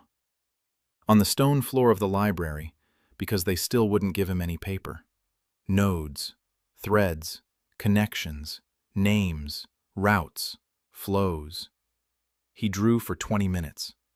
In silence. 3 women stood over him. The Empress, Sora, Yinjie, who had appeared from behind the shelves. The map was accurate. Every node in place, every thread taut. 200 names, 200 stories, 200 pains and 200 decisions, all on the stone floor, in charcoal. Because they don't give paper to the dust people. The Empress knelt down to examine it. She traced the lines with her finger, ran it over the names, paused at the knots she recognized. Cao, Mei, Qin, Zhang, Guo. She was silent for 10 minutes, 20. Then she raised her head.